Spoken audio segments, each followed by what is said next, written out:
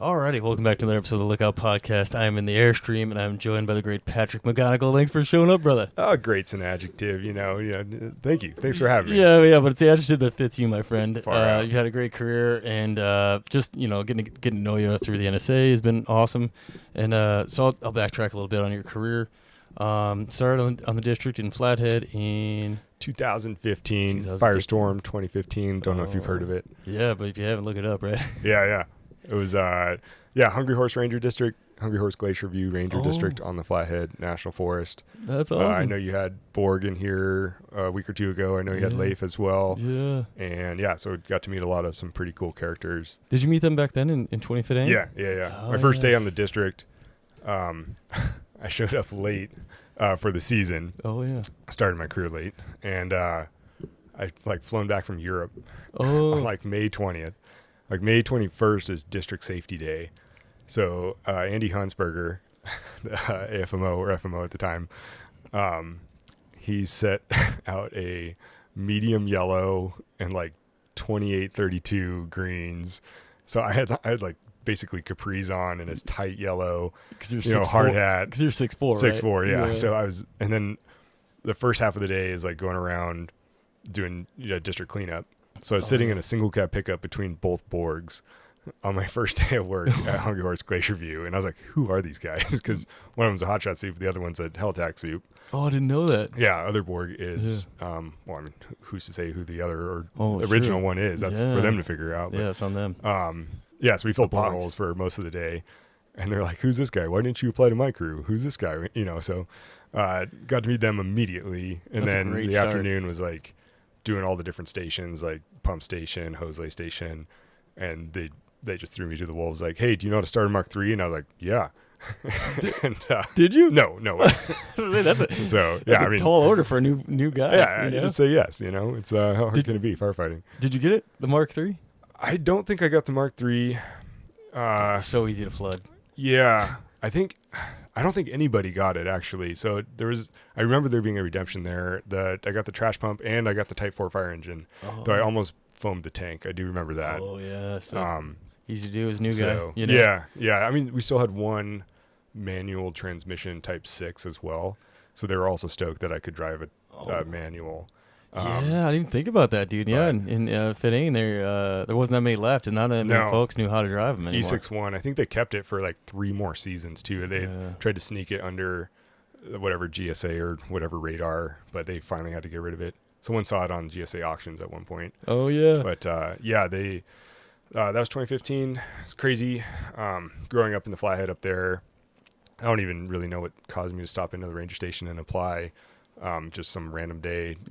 Stopped in December in Hungry Horse, and the apps closed that night at midnight. Oh, dude. And so just in time. Yeah, and I mean, it was pretty crazy. You didn't have a desire growing up to be in the Forest Service, even with them being right there. No, I remember Moose Fire and Roberts Fire damn near burned down Big Mountain Resort there in Whitefish. Yes. So that was a memory. I had an uncle that had done some firefighting with Cal Fire, and he'd sent me a couple postcards, but. No, I was going to be an engineer, so I went to Montana State. Well, first I went to the Air Force Academy, went there for 2 years, took my first government buyout, leaving the Air Force in 2011. And Montana State gave me my scholarships back because I'd been active duty for 2 years at the academy, which is a pretty funny little nuance there. Yeah. Technically, you're 1/3 of a second lieutenant when you're a cadet at the Air Force Academy. Oh, really? So the president can't initiate a draft without converting all cadets at all military academies to full-time officers. So I didn't know. Yeah. So it's kind of like a little safety feature for you? It's a big gray area. I do have an honorable discharge. Oh, good. And so technically, the Forest Service did bring me on as a 0-point veteran. Oh. Just because I had already done all the SF-50, background check, yada, yada. No way veteran, never deployed. Yeah, definitely want to make that clear. Yeah, totally. But it's kind of funny though. 0-point veterans, it's doesn't really buy anything, but it says it. Yeah, as my air officer commanding said when he signed my termination paperwork, he's like, "You wore the uniform for 2 years. As a cadet, freshman year of the academy, you are advertising the academy your entire time. So you fly home in full service dress. You mentor other cadets." So I know there's at least one other student from Whitefish High School that went to the academy. that I was able to mentor, and then I think he flies F-16s now. So Oh, whoa, very cool. pretty sweet. Man. But so I went to Montana State, graduated civil engineering, had an awesome time at Montana State. Really wish I'd probably done that and then maybe gone ROTC or something. Academy's a whole nother discussion. Very interesting place. They taught me to jump for the first time. So really? If you're high on the academic list, it's like airborne is it airborne training? Is that what it falls under? No, free fall, AM 490, and your first jump is solo. So it's pretty sweet. Yeah, that's cool. Yeah, if you're in the top couple hundred cadets academically, you get a jump spot, and then they give you blood wings where they punch your wings into your chest. It's pretty sweet. That's pretty sweet. Yeah, and definitely. I mean, my two buddies from the Air Force Academy. One of them's a Thunderbird pilot right now. The other one's super cool, top secret guy. But that is awesome, man. They're still best friends. Besides my jump class too. But dude, that's cool. Did you know they're gonna punch it into your chest, or was it like kind of surprise? Like, there was definitely. I was starting to get like the scrutiny time in the military, and so they were trying to get rid of a lot of those old traditions. But you could ask for it. Yeah, and I'd want that too. I'd want to be part of the old team. Yeah, I mean, it feels good. I still had those wings when I started smoke jumping too. It's kind of weird karma thing, you keep your jump in. Yeah. But yeah, so got 7 jumps there. Knew I liked skydiving. Actually tried to start my sport license immediately after leaving the academy that summer. Went out to Lost Prairie, one of the oldest drop zones in the United States, up near Marion, Montana. And I don't know where that is. Yeah, it's right outside Kalispell, probably 30 miles to the west. Oh, gotcha. And so they have the oldest boogie in the United States, the Lost Prairie Boogie. No And way. so they bring a couple planes up from Skydive, Arizona. They bring some sky vans up. It kind of looks like a Sherpa, just like a big bus. And there's a pull-up bar in the back of it that you can like do pull-ups on and then just drop. That's cool. But Lost Prairie is awesome because at like 13,000 feet, you're looking out into Glacier Park. You're looking down the Mission Mountains. That's and cool. As you fall, like you can kind of see the mountains disappear before you pull your chute. Man, my first jump was a skydive as well because I wanted to, or not as well, but was a skydive because I was always interested in sport jumping as well. I guess is what I meant to say. And mine was near Ronan. Yeah, I can't remember. North of Ronan, maybe south of Ronan. I forget that drop zone out there. Yeah, yeah. I don't even know if it's still there. Is it still there? Yeah, the airport's there, and they do run. I think a Cessna 182 out of there. That sounds exactly what I jumped out, and it was kind of rickety. Stand on the step. Yeah, dude. You try not to hit your teeth on the step. Oh, dude, yeah. It's weird. It is weird. Yeah, and compared to like the jump planes we next jumped out of. Yeah, it was super weird because they only take up one at a time, and me and one of my good buddies were going up, and like the pilot's got a parachute on. Of course, the guy that I'm gonna be tandem jumping with has a parachute on. I'm just sitting there in like the onesie with a weird little hat on in the back by myself. How'd I get here? Yeah, I'm like a lot of time to think about it because it takes forever for that thing to get to altitude. Forever. Yeah. I think we were jumping at 12,000, and because and that's another thing with that plane in that place. It's like if the air density is enough, they can do 12,000. Yeah. Typically they do 10,000, and luckily like we had a day where it was cooler, so we could go. Right. And we use the Mission Mountains to get lift as we're going. Oh, or a graphic effect. Yeah, it's super cool. So I didn't know that word until right now. Oh yeah. So it's just like the. As the air compresses, you get a little slightly slightly denser air, and so some of that colder air might be higher up that you can then use. Kind of like step up onto it, kind of. Yeah, it's pretty interesting. So the Air Force Academy also runs a glider program, and they have like, I didn't know colleges did this, but they have the intercollegiate. They have skydiving teams. So civilian colleges have skydiving teams. I had no idea. Yeah, news to me. Yeah, no doubt. Cool. And so usually it's West Point or Air Force that wins, but there's also I don't even know who they are, but a lot of East Coast schools. Whoa. And then they also have glider teams. Oh, so the gliders go for distance, and you can use compression like orographic compression, or like when they're out in the Midwest, they'll fly over like Walmart parking lots on a hot day or creating huge thermals. Yeah, all that asphalt. You can, like even just like 40 feet, some of these gliders are such like crazy composites that they can turn that into miles of distance. Whoa. Yeah, so it's pretty sweet. I got to fly a glider once. I went the jump track instead of glider track, but I think the glider kids actually had probably more fun because they're just flying around all day. Like you just see them up there doing like barrel rolls. I was gonna say more time in the sky, and it's probably. Just so quiet. Like I think when your parachute opens, like it's quiet, and you have the rush of going from 200 whatever miles to like 0. Yeah. But the slider's still like flapping around, and it's still buffeting. But the like glider's like pure quiet. That's cool. It's pretty crazy. Yeah, because that is like a cool, peaceful and it's like reassuring, when all of a sudden it gets quiet and you're like checking your chute and you're like, oh, we're good. Yeah. Or like, you have bad air, or I guess when you stall out the chute, and that's when you can feel that stall.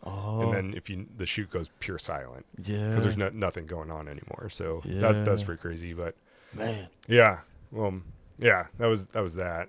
And then I went to Montana State, graduated engineering, and then I was going to change the energy industry from the inside. Oh, there you go. So I went to work at a coal mine. Yeah, he's starting there. Yeah. That was a good start. Yeah, you got to be on the inside. And exactly. Coal mine in Montana? Gillette, Wyoming. Oh, gotcha. Yeah. Damn, there's a lot of shit going around in Gillette because there's like the whole oil field, going on out there and fracking, and then you got. I didn't even know about the coal mine. Oh yeah, we got 250 years of coal under the ground there, and we had 2 coal seams, 40 feet thick. Like first one was like 70 feet down, and then our next seam was like 60 feet thick, another 40 feet below that. So it was over 200 feet deep of a high wall, and you're pulling out full petrified trees. Really? Crazy. Like there's so much petrified wood, you'd saturate the entire market. So we'd use a lot of them for berms and stuff, and they have like a park made of petrified trees for this, in the city there. And I had no idea. And then on the fringe of the coal, sometimes it's just sticks and stuff. So we'd burn, 5 million year old sticks in the shop at the coal mine. Yeah. It's just wood, whatever. Yeah. But yeah, it's pretty cool seeing like, essentially ponderosa pine and big fern like in the coal seam. That is wild. I never even thought about that. I never even had an idea that it existed, I guess. Yeah. It's definitely showed me scale on a way that I haven't seen since, but seeing like also like full on, like you'd see like the coal seam, which was like a tropical forest, for thousands, millions of years. And then there'd be like some, bentonite or something. And then you'd have like a full on like, coral seam. So like petrified coral. So like, wow, now it's an ocean. Yeah. And then you have another coal on top of that. Just thinking of the timeline, right? Yeah, because like you said, that tropical forest that is now coal, just all that plant matter and stuff, right, that got compressed and turned into coal. Yeah. Man. And then, but that's cool. That's crazy too, because like, the cycle of things, right? So like that was all like that plant matter, organic matter, right, getting compressed down to make coal, right? Yep. And then you compress that down more and you get diamonds? Is that how that works? You could, yeah. That's pretty wild, so right? That coal out there is actually pretty low-grade coal compared to what we have over on the East Coast. Anthracitic coal. We have lignitic coal out in Wyoming, but the anthracitic coal is like that further compression, a lot hotter, more BTUs per kilogram, and it burns cleaner. Oh, really? So I know clean's kind of an interesting term when you talk about coal, but some of our seams, even out there in Wyoming, meet EPA standards from the ground, like straight up, like they burn really clean. Whoa. So unfortunately you have to mix them with the less clean coal and then send it to an older power plant that can then burn that with a scrubber on top to meet standards. So it's pretty interesting. You're constantly doing this mix of which seam you're using, how clean that coal is, and then which power plant is going, because the newer power plants would burn the older, the worst coal to then meet EPA standards, when like if they burn the clean coal immediately, there'd be like nothing. Yeah. So it was really interesting. And then the worst part was that all our worst coal we just send to a port in Vancouver and just go to China where it gets burned without no matter what. You see like Hong Kong or something like that where it's like, and then it like comes right back over the US smoggy. in 2 days. Yeah. So and the smog cloud. Oh yeah because they don't use smokestacks or whatever. And it was definitely like world economy view. Oh, dude. Like stepping back in old London days when everyone's burning coal, yeah. right? And I mean, it was pretty cool too. They had a wildfire protection plan there at the coal mine, and then all these elk knew that they were safe there. So I was an environmental engineer, so I'd be surveying the next strip for our big drag line and stuff. And so I'd just be out there on my own, just in a field in Wyoming, and hanging out with a bunch of bull elk, giant and like bulls, sheds probably. everywhere, like because nobody can shed hunt it because it's a closed mine. Yeah, but it was pretty cool. My boss was 30, which I thought was ancient. I was 21, and he was my boss because he had a master's degree, and he got a master's degree because he did 6 years of wildland fire, and then he was paying for the master's with the fire. So he was like, you're 21, I'm gonna give you this like pay increase, once your temp period is done. I'm gonna be so disappointed if you do it. Like, really, I need you to like leave this job. You need to go travel to Europe. He had a German wife. Oh, he'd traveled every winter as well. Yeah. So he's like obscure, like exotic wife. He's like traveled. He's like got a master's, And then he's like, you need to go to Burning Man as well, and then you need to do a couple years welding and fire, and then maybe you can come back and be a engineer. That's cool. I was like, all right, whatever, man. That's good to meet though, because like my rookie year, I was in Reading, and this guy just retired from Reading, and I wish I could remember his name. Really nice guy, but he's like, yeah, man, I finally get to go to Burning Man. He's like, I'm going every year, and it was like this guy that was like, to me on the outside looking in, it just seemed like a normal like firefighter, blue collar dude, and like not a Burning Man type person, because in my brain, being this little small town Whitehall kid, I was like, oh, Burning Man, this big scary like you know, party with drugs, and then like this guy who's like seems like a regular blue collar dude, and he's like stoked about Burning Man. I'm like, oh, maybe it's not so scary, And then talking to him a little bit, he like definitely made it seem like just more chill, and I was like, oh. Well, that doesn't sound bad. Fly over it a couple times in the summer too in the jump plane, and you just see it down there, and you're like, "Oh, there it is." I didn't even think about that. That's so cool, man. Yeah, but so I think somewhere in there's some neural pathways formed that you planted the seed. Yeah, I went into the Hungry Horse Ranger Station that winter, and boom, cool, man. Showed up that next year. Dude, Hungry Horse, what a place, man! Like that's part of the drive for me to go up and interview Borg is to go there and just like hang out outside the Hot Shot Kwanzaa hut, I guess is what it is, and just. Just take it in. It's a cool spot, man. Yeah, it's the Middle Fork, North Fork there, of course Glacier, but Hungry Horse Reservoir is beautiful. The Jewel Basin's unbelievable. Definitely didn't really realize how privileged I was growing up there until Gillette. Yeah. I mean, Gillette's pretty sweet. Devil's Tower's right there. I spent a lot of time in the Bighorns. Yeah, Bighorns are going beautiful. Like these like Cloud Peaks back in there. Beautiful spot. Yeah. And like. I just go back in there and camp because everybody in Gillette just drinks. And and that's the side of Gillette I was kind of referring to too, because that's the side that I know is more like the roughneck crowd, which is like. Well, and then like they're in briefing me and they're like, okay, so when you get your first DUI, and it's like, what? Because we had a 55-mile commute, and they sell 3-packs at the gas station drive-up window. Oh, really? Yeah. Drive-up window? Drive-up window, you can get a 3-pack of double IPAs and drive home. They don't give you 4 because that'd be too much. Oh, yeah. But like, it was an interesting culture. So yeah, I just go for like long distance runs in the Bighorns and fast for like 3 days straight and just eat morels. It was 22, whatever. Yeah, no, it's cool, man. One probably cleansing too, like get out there and do some running around. And because that's like I said, more of the culture. So I was like more of the roughneck folks, and need them to do a job. Oh, I had a Subaru Impreza. Oh, did you? So like, you stood out. I had a stop sign, and I didn't know what rolling coal was, but these big diesels would put their exhaust pipe like right into my driver's window and just fill my car with black smoke. And I was just like, man, like the first 10 times it happens, it's like, all right, that's probably an accident. But then after that, and then when you see them filming you, there's probably some filming of me at the time. Poor getting smoked out. Yeah. And then, I mean, all the roads too, you go on these super long distance runs, and the storms in Gillette are unbelievable. Like they look like a UFO. It looks like the thunderstorm disc, Oh, really? You can see the entire storm, and it's just black in the middle. I remember getting caught in those, and then, even a Subaru can go anywhere, but you're not getting out those roads. So definitely spent the night in the Subi a couple times. Oh, you think? Yeah. Because, same warning with they tell folks who were just doing anything out in eastern Montana, but especially hunters, because some of those storms will sneak up on you in the gumbo, and you're stuck. And out by Lewiston or whatever. Yes, or even fire trucks, man. We were stuck for 2 days. 2 days. Yeah, I think by Lewiston once. Totally, I was gonna say. I think that was part of the in-briefing I got going to Billings. When we were going there for severity. So, brought us. Yeah, brought us out in that Waved town in the west. Waved. I forgot. Yeah, it sounded like their welcome sign, right? Yeah. I don't know if anyone actually. Yeah, did you? I was gonna say I don't know if anyone's actually waved at me going through there. Oh yeah, 1 finger wave if you have a Gov truck. Oh yeah, maybe that's what I was getting. Yeah, we appreciate you. Yeah. No, but. Yeah, that up there, Flathead, especially with the larch and stuff too. And then once you go down into the desert, you don't realize how much water is in Montana until you're up there. Yeah. So I'm actually interested to go up there and see what this recent rain has done. I know, the Libby's all was annihilated. I know, it's wild. Like the other night, watching the news, they were still like, boil your water, you know, if you're in Libby, because it's all, wastewater that was coming down and contaminated stuff, I guess.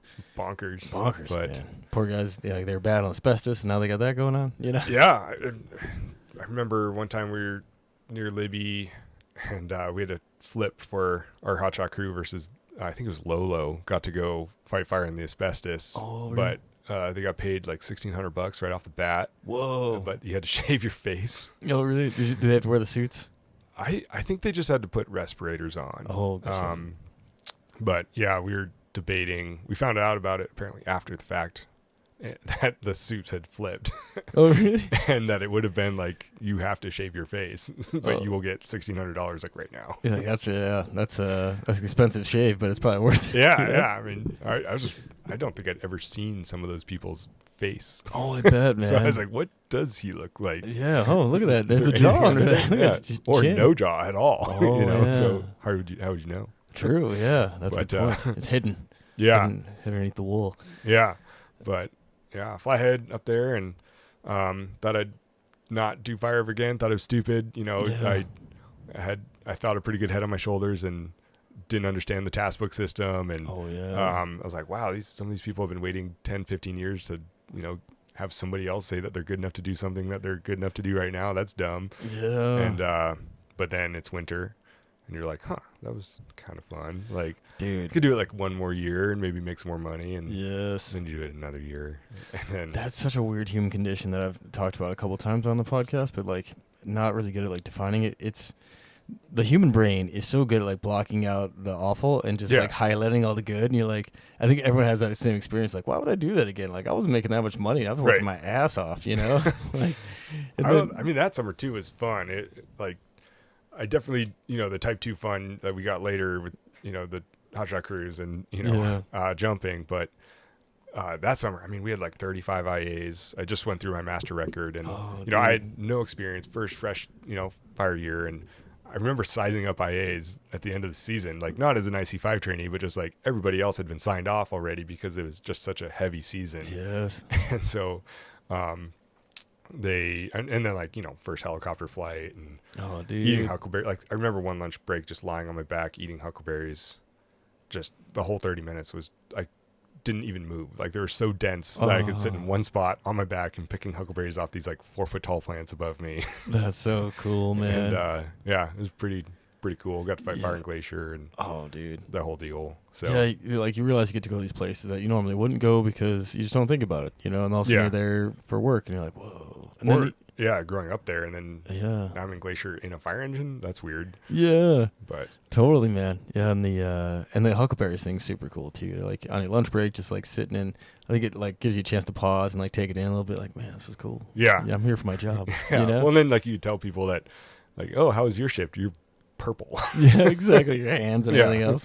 Yeah, it was a pretty good year. Yeah. And then next year in the Custer Gallatin down in Bozeman. Well, I was out of the Livingston office, East Zone, Custer Gallatin. What brought you that way? I think I'd moved back to Bozeman. I was gonna be a ski bum, so you could like start to see the fire culture like creep into my brain. Yeah. Like, if you winter in Bozeman, now you can ski in Bozeman, dude. Yeah, like, Bridger, Big Sky. There's still college girls there, like, okay, whatever. And, so they have fire engines there, so why not go there? I did move back to Bozeman, but I did East Zone, just going to do it for one more summer. Thought it was dumb, like. Thought you were going to go on fire after that? Well, 35 IA season to, they get like 2 or 3 strikes, on the East Zone. So, however, I did go on my first Type 2 crew roll, and I was just like, I was too high strong, I was like, everybody's like passed out in the shade, and I was just cutting down snags in the middle of the fire. I need something to do. Yeah. I had a pretty good trainer. She came off Bitterroot shots, and she'd come to Livingston that summer to start building quals, I guess. In retrospect, now that I know what it's like to go from crew to a district, and then she'd found me and saw the future, like, okay, here's maybe a future hotshot. So 19 people are passed out in the woods, and she's out in the middle with me, and then some just random dudes showed up, and they were Missoula Smokejumpers, and they're like, who are you? And I was like, I'm Patrick. I'm just cutting shit down because I'm bored. Yeah. And they're like, you need to come with us. So then spent the rest of that shift and a little bit of the next shift with them. Snagging. Cool. They showed me some of the jumper stuff. And then they're like, you need to go on a hotshot crew for a couple years and then call us. That's cool. Was it anyone you ended up jumping with later on? Nope. Yeah. And I never wrote down their names. That's why I asked. 'Cause Yeah. it's crazy how like the jump rope doesn't seem to move, and then all of a sudden overnight it's like whole flipped. You Right. know? Yeah, I think I could probably recognize them, but it's just a. But not current jumpers. Yeah. When you were jumping, at least. Well, I thought it was cool that they went out of their way to add that degree of mentorship, which Yes. now I think mentorship is something that's critical in my mind to those early career people 100%. that are maybe getting held back by positions or mentalities of their supervisor or task books. And feeling the for good or burnout, ill. maybe. They get told by a supervisor who's burned out that it's not worth it. Mm-hmm. And so then you get these kids that are like, wait, it's not worth it? It's like only my first year. And they just have a cynical supervisor that wishes he'd or she'd left, 5 years ago. So 100%. it's definitely interesting. I had that for sure for some folks. Not like my good mentors that matter, but I had like from a few folks that were like in that middle ground. Yeah. Who had been around longer than me, who I still like trusted their opinion. Right. Looking back, I shouldn't have. But Right. I was like there's no hotshot crew on the B-Birdie. There is now, but there wasn't then. Because I think there's a vet hotshot crew out of Butte now. Oh. Yeah, it's newer. My friend Mitch's, I think, is a soup. But anyways, it wasn't there before, right? So I had no experience with the hotshot crew because there wasn't one on the forest, and like my first few years were really slow. But I was like, man, I kind of want to go do some hotshot life because I want to make more money because we're so slow, and also experience that because that's like the next level. And it would just like talk me out of it. Like not everybody, but like the couple folks that were in that middle ground were like talk me out of it, telling me how hard it's gonna be, like the hardest thing in the world. It's not fun, like just gonna burn you out, and like why would you leave that when you have this? And I was like, yeah, I guess kind of. And then looking back, I was like, damn it, man, like that's right. There's a reason why people don't leave shot crews because especially you get a good one, it's a really fun time. Oh man, yeah, and just like the way people hold themselves. Like in retrospect, yeah, one of those people the first year in Hungry Horse, every time they went to the bathroom, they're like, I'm going to go jump below to jumpers. Yeah. And like, so it's pretty, my exit interview the first year of fire was like, do you want to come back to fire? I was like, hell no. Yeah. They're like, you don't have any goals in fire? I was like, no. And they're like, you never want to be a smoke jumper? I was like, no, I know those guys are pieces of shit. Oh yeah. Just because that's what I've been told. Yeah, it's the culture. And I'd never seen one. Yeah. And then the next summer I meet them and I'm like, oh wow, here's somebody that looks you in the eye and says, what do you want to be? Do you want to do this? This is how you get there. Totally, and so man. I think that framing was very, very interesting. Similar experience when I actually like ran in some hot shots. I was like, oh man, you guys aren't like these, like cold, like machines, because that's kind of what it was like. And I was like, geez, man, like it's just going to break me off and like just, make fun of me or tear me down. Like that doesn't sound fun. Right. And like, and then jumpers I didn't really know, but I always kind of wanted to be one. And then I got to meet like Cindy Champion and who's the base manager of Grangeville now? Stanzak, yeah. He was on the fire, so I got to meet him. He's just a wild animal. He always has been. Oh no, but I was like, he's so loud, he's so big. Right. I was pretty intimidated. Furry he is, man. Best hugs. Best ever, hugs. Oh, dude, best hugs. Yeah, and just like super nice guy, like big heart, and like just funny as hell.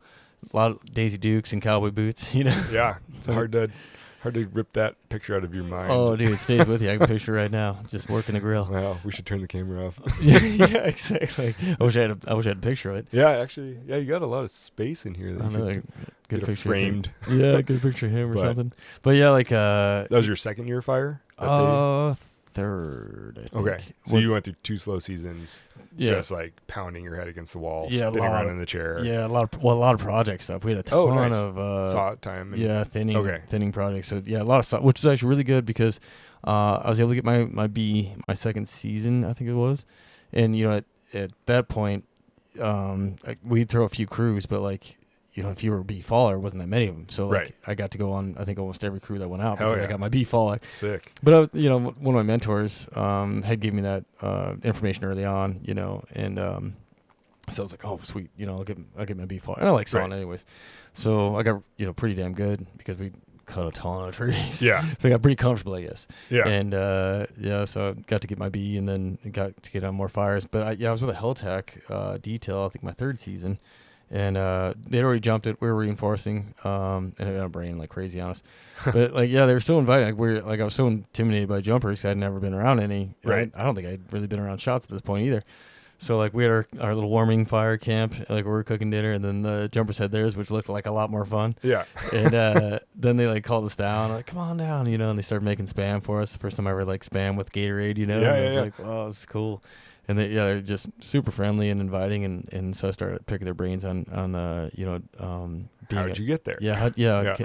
like how do I become one of you guys? Right. Wow, you have a cut on your hand. You can actually bleed. Yeah, Wow. yeah, you normal, are mortal. You're a normal person. Yeah, Yeah. like, so intimidated, and then a year later, I think I was, because I think I ended up filling in with what were they? They're not around anymore. The NS mod or no, they were on a Condon. Great Northern. Yeah. The Great Northern. I had filled in Yeah. as a squad boss in the Great Northern. Nice. And what year? 2012. Oh wow. 2012? Yeah, I think it's 2012. Gotcha. That's an 30. early Northern. Yeah, it was pretty early Interesting. Northern. Yeah, because they had just, because it used to be kind of like a jumper crew, like like the This jumpers. is a pipeline crew. Yeah, ran it, Yeah. and then it was like a way to get. We thought about quals. taking it over again. Yeah. It was gonna be that one or Centennial. Centennial was down to like 3 or 4 people a couple years ago. Oh really? Yeah, We were because like, man, Good Northern or Great Northern. Good Northern. No, that's I'm great. sorry. No, it's good though. I'm glad you mentioned it because that was the funny thing is like, oh, the Good Northern's here. Yeah. It never be like squad boss. I was like, hey. Yeah. Well, I liked that sort of chiding too because it makes you want to perform. Oh, 100%. better. And it's good fuel. Yeah, it's Yeah. good fuel as a squad boss or a crew boss. You heard Right. what they said? We're like, oh hell no! Like you guys Yeah. were cooler when you had pink heart ads. You're Yeah. like, okay, come on. Yeah, totally, man. But Those pink hearts were super cool. yeah, pink would be sweet. Yeah, like Really cool. one of the guys that jumped with. Actually, I met him a long time ago on a fire when our engine broke down. He picked us up. He was division, and I'm blanking on his name right now, but he's still repping the pink hard hat because like Sick. he picked us up and I was in the back seat and I was just aware of it. Like the pink hats weren't around anymore, but he snagged one, and I look over and this like bright pink hard hat next to me. I'm like, you were on Helena. Yeah. He's like, I sure was, because he knew I saw his hard hat. I was like, oh, so cool. Dude, that'd be there's some pieces of like fire lore. And I mean, A, you got to earn it, but like B, it'd be pretty sick to have if you ever found it in like a trash can somewhere. Dude, but for sure, man. I'd be like, I don't know what to do. I'd probably just display it because it would feel weird wearing it. Right. But if you were there at the time and you got to earn it, it'd be so cool to still have, dude. Yeah. Can you imagine like being a division and like he was doing? Right. Robert something, I think. God, I wish I could remember his name. Smith? Yeah, Robert. Robert Smith. Yeah, out of Lewiston. Yes. He jumped out of West for a while. Yep, that's the same one. Funny, yeah. Yeah, he's great. Huh. Where's he at now? He's a Helena guy. He was on like a long-term detail to Lewiston, but I don't know how it all ended up. I don't know. Yeah, I haven't seen him in a long time because I knew. We should call him. We should call. Yeah. Robert, hey, you're on the lookout. Where podcast. are you? Yeah, we need to know. Nearest coordinate. Yeah, because he was talking about maybe taking an FMO position. I think when I was jumping with him because. There was just a heavy need for it, and he was kind of like thinking about doing something else. He'd been jumping for a long time. Yeah, well, his wife's a civil engineer too, so she was trying to get me to come out of jumping to get into, or just like establish that trajectory out of jumping. Oh yeah, because I was just desperate for a perm at that point. I was like 31, and dude, I was in the same boat, my friend. Yeah, it was just there was no perms at the jump ace. And that's why I moved around so much. Yeah, transfer trash. We're both transfer trash. Yeah, sick. Next. Legs fall asleep. Yeah, but that's what. Yeah, like went to NCSB and they had because they're part of the forest, so they had no budget and they had perm positions that were empty, but they couldn't fill them. Damn. And I was so low on the totem pole, it wouldn't have mattered. Right. But McClimate was a guy who was jumping at the time, and he was just at West, and he was from NCSB, but he went to West because he got a perm and then came back and was able to transfer back with his perm somehow. Gotcha. And he's like, yeah, man, I had a great time at West. Like that'd be a good place to start, and then maybe you can go to Missoula if you don't get one there. And I was like. That's a good call, man. And so took McClimate's advice, and I went to West, and I always kind of wanted to jump out of West. That was actually like one of my original spots because meeting Cindy and Stanzak and a bunch of those other folks. Right. So I was like, I'll go do that, and then I went to West. It was the same thing, it was part of the forest, so like they didn't have much budget, and no one was really moving. So I went to Missoula, and I did want to jump out of Missoula because I don't know, like it just was always like the place, you know. So I was like, I'll go check out Missoula and try to get a perm and super base. Yeah, super base. Go check that out, and if I could, if I healthy wise, I would probably have gone to Missoula for a few years, got a perm, climbed the ladder a little bit, and then went back to like NCSB or West or something small because I like the small base a little bit more. Small base is pretty sick. Like wearing shorts and chacos. Yes, there's just like dogs everywhere. Like you have to check the plane for dogs. Yeah. You know, like make sure the pilot's dog isn't in there before you take off. And, And West had just put up I want to say just before I got there, just like maybe a couple years before I got there, I just put up a fence. Oh yeah. Because the wildlife, like pre-fence era. Yeah. Yeah, like so I didn't get to see it, but I think Sarah did. Like Sarah Ultimus, I think she got to see it, like got to boost there, jump there. The pre-fence. Yeah. I was like, that's cool. Yeah, you had to clear the runway of bison and moose, which because they'd be out licking salt off the runway. Yeah. And so the last guys on the list would be harassing animals off the runway before you take off. Shoo. Which is pretty crazy. That's so yeah. cool. And then like even wandering back, you know, if you leave the fire pit and you've had too many IPAs and you're wandering back and you come face to face with the bison. Dude. That's pretty common even when I was there. Same with you? Yeah. Or some not one of us, but one of the forest wildlife. No, they were like a partner. They were like nonprofit associated with the Park Service. Got ganked by a grizz bear one morning. And I'd gone for a run that morning. I think Vesey also had run right behind me. So like the bear was 5 to 10 minutes behind us, dude, and then ganked this other person. But oh my god, yeah, it's so cool. It's pretty heavy. I mean, like, unfortunate for that guy, but it's cool. Yeah, that, you know. Well, that's cool. I mean, the 88 fires. You can see the scars there. The Caributari's right there. Yeah. They used to have Smokejumper hot springs in the park. And dude, you know about that? Hey. Yeah. And then I was just talking to someone about like not too many people know about that. Oh yeah. Well, shoot, maybe we shouldn't. No. It's out. Well, no one. Well, I mean, it's a different era. It's gone. I was gonna say they don't jump a hot springs to soak in the hot springs anymore. That's like old school. Yeah. And they also used to have a bigger partnership where they'd jump for the park. They'd jump deep in Yellowstone with just super light line gear and the crosscut saw and cut out trails for the park. Totally, man. And so like your practice jump was a badass jump like deep in Yellowstone, and then you'd do 8 or 9 miles on your way out, and you had to be out by dark. So cool. So like now with our modern, like, what's your JHA, like what's your contingency, like, you know, you're never going to be able to go light and lean deep in the backcountry without EMT, med gear, AED, like, so reach, just sat phone, all the things. So it's interesting hearing about some of that. I didn't realize that there was like a hot spring they would jump for a practice jump. Yeah. That is cool. Because my hot spring story was different. It was like, you know, because the jump base isn't too far from the border of the park. Yeah. So it was like somewhere along that border,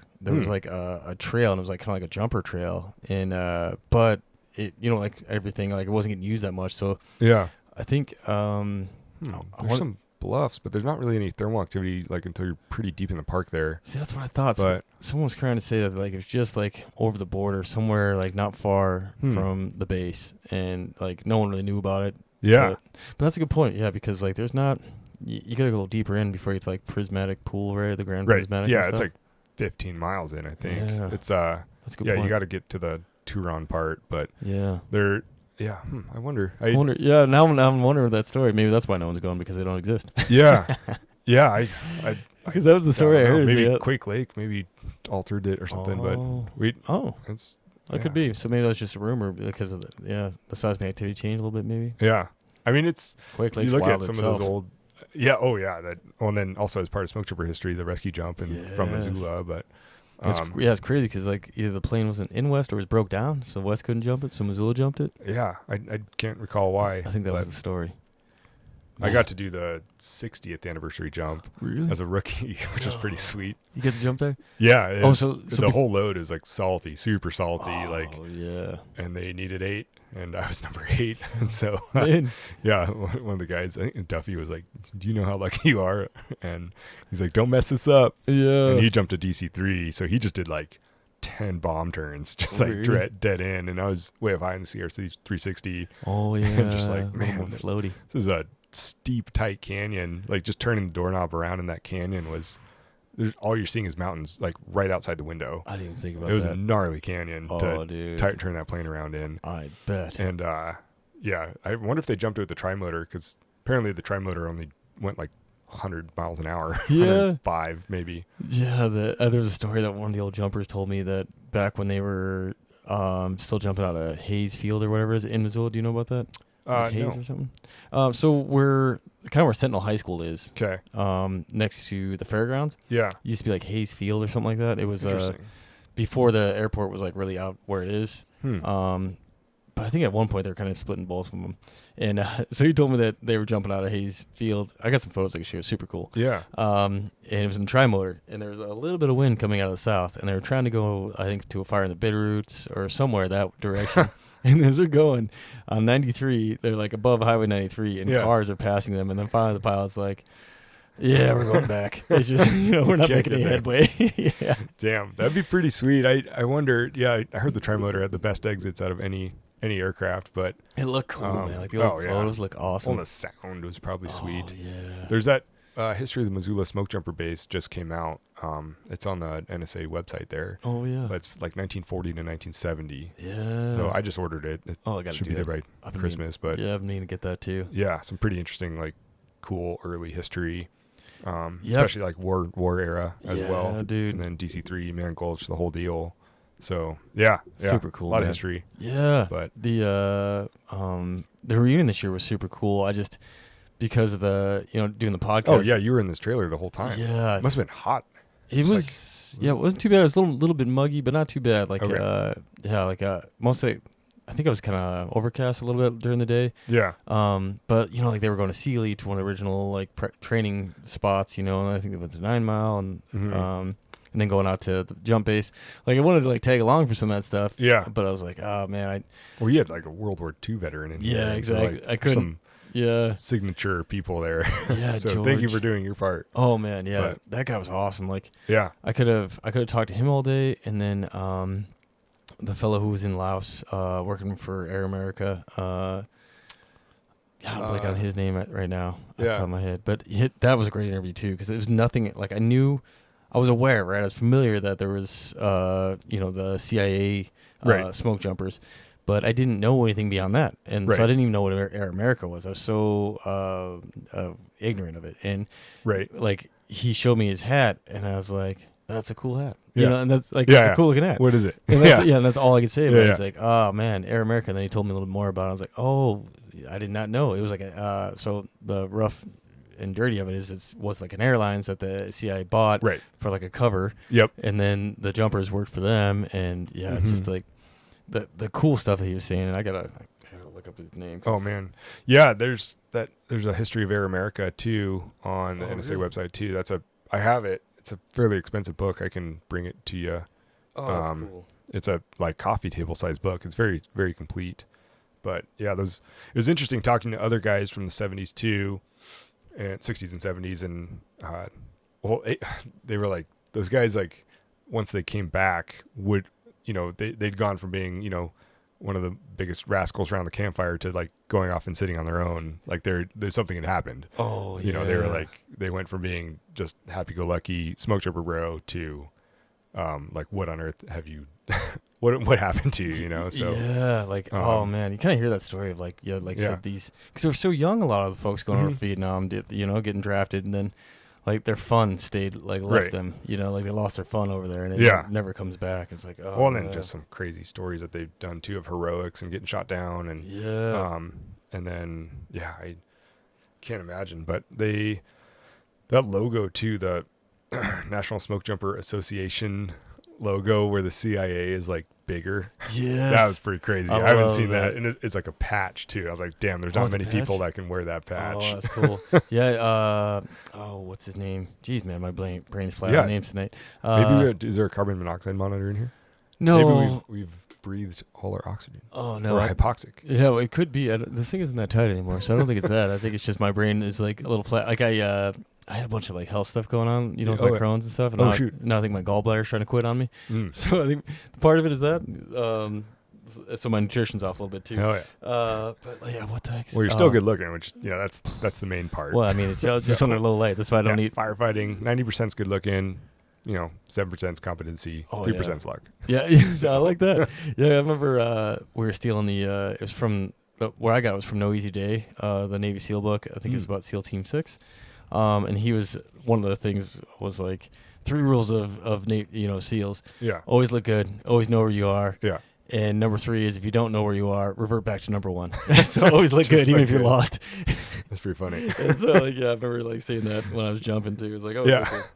Then you're like, wearing gas station shorts that are American flags with like an Eagles shirt, and you're like stuff you'd bought for $10 at the gas station just because you have no other clothes. Yeah, I was gonna You're say about to go tear up downtown Reno. Yeah, oh dude, just looking so ratty. Yeah, the same thing in McGrath, Alaska. Like borrowing a pair of shorts that didn't really fit me, and some flip flops that another jumper had left in the jump shack. Yeah, how'd I get here? Yeah, oh, so awesome. Tom Butler was the guy. Boatner. Yeah, Butler. Tom Butler. Yeah, oh, okay. He's Vietnam vet, and yeah, pretty cool stories. He like smoke jumped, went to the CIA, I think, and then. Or no, I don't think he actually worked for CIA. I don't. There was some like gray area thing because like I posted something and then he corrected me on it. So I'm like, I can't remember exactly what I posted something wrong, and it's like copy. Yeah, it's, especially with that kind of stuff, like, accuracy and accuracy and like stolen valor, like so like it's definitely something I want to get right. So I can't remember exactly what it was, but he was Yeah, we'll figure it out. Yeah, he was there. Yeah, I'll have to listen to that episode too. Yeah, I got a lot of episodes to catch up on.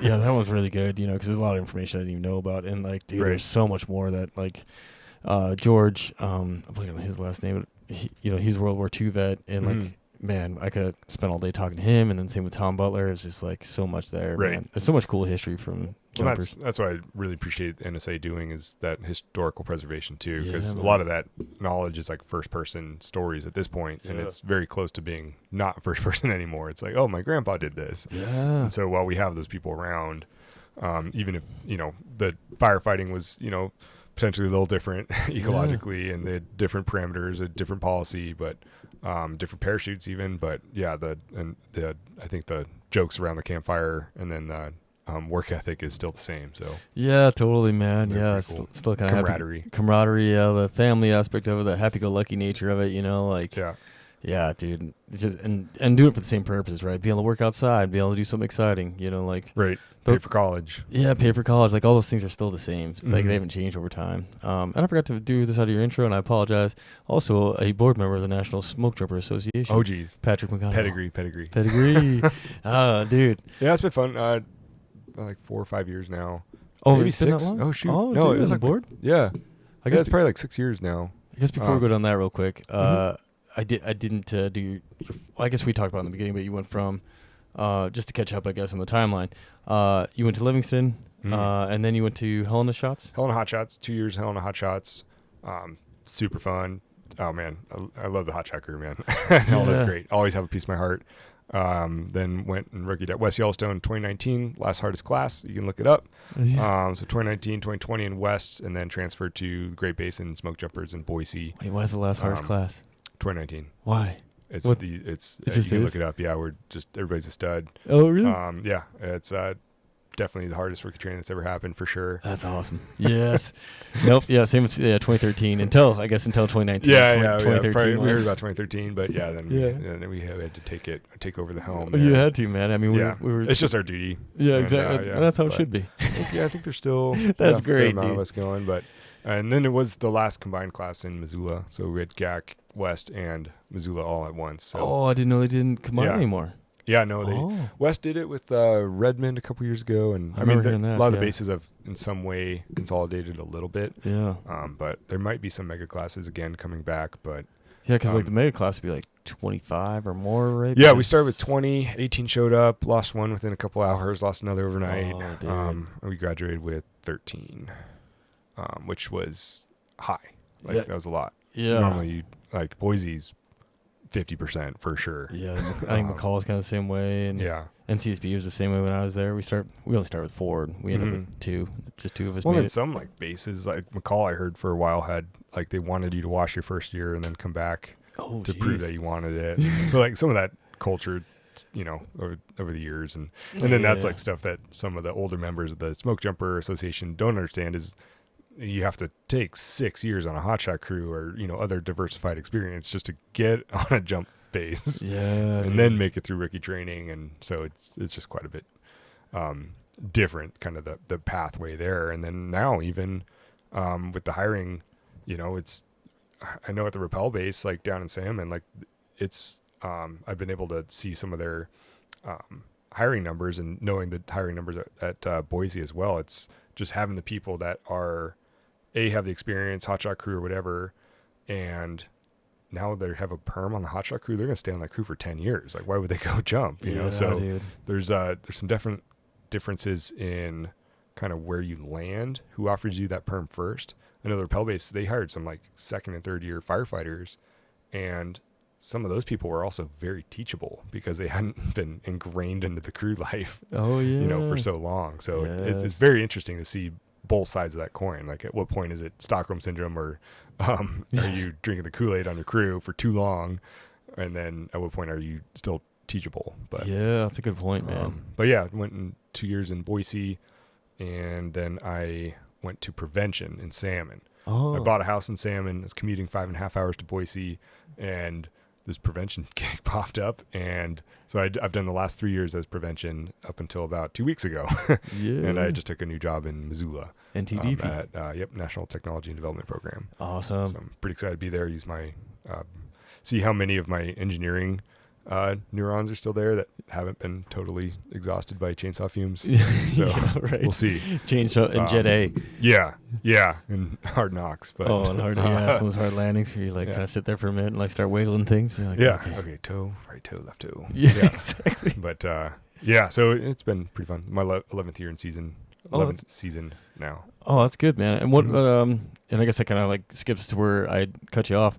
NSA, like what made you want to be part of this National Smokejumper Association? Like, how'd you end up getting involved? It was I know I was buzzed, if not hammered, on the internet at like 11 p.m. Yes. That like November or December time frame where you're like maybe writing your Christmas letter. Or, I don't know why I was in some nostalgic frame of mind, but I just like Googled Smokejumper and saw the National Smokejumper Association, and I had no idea it existed.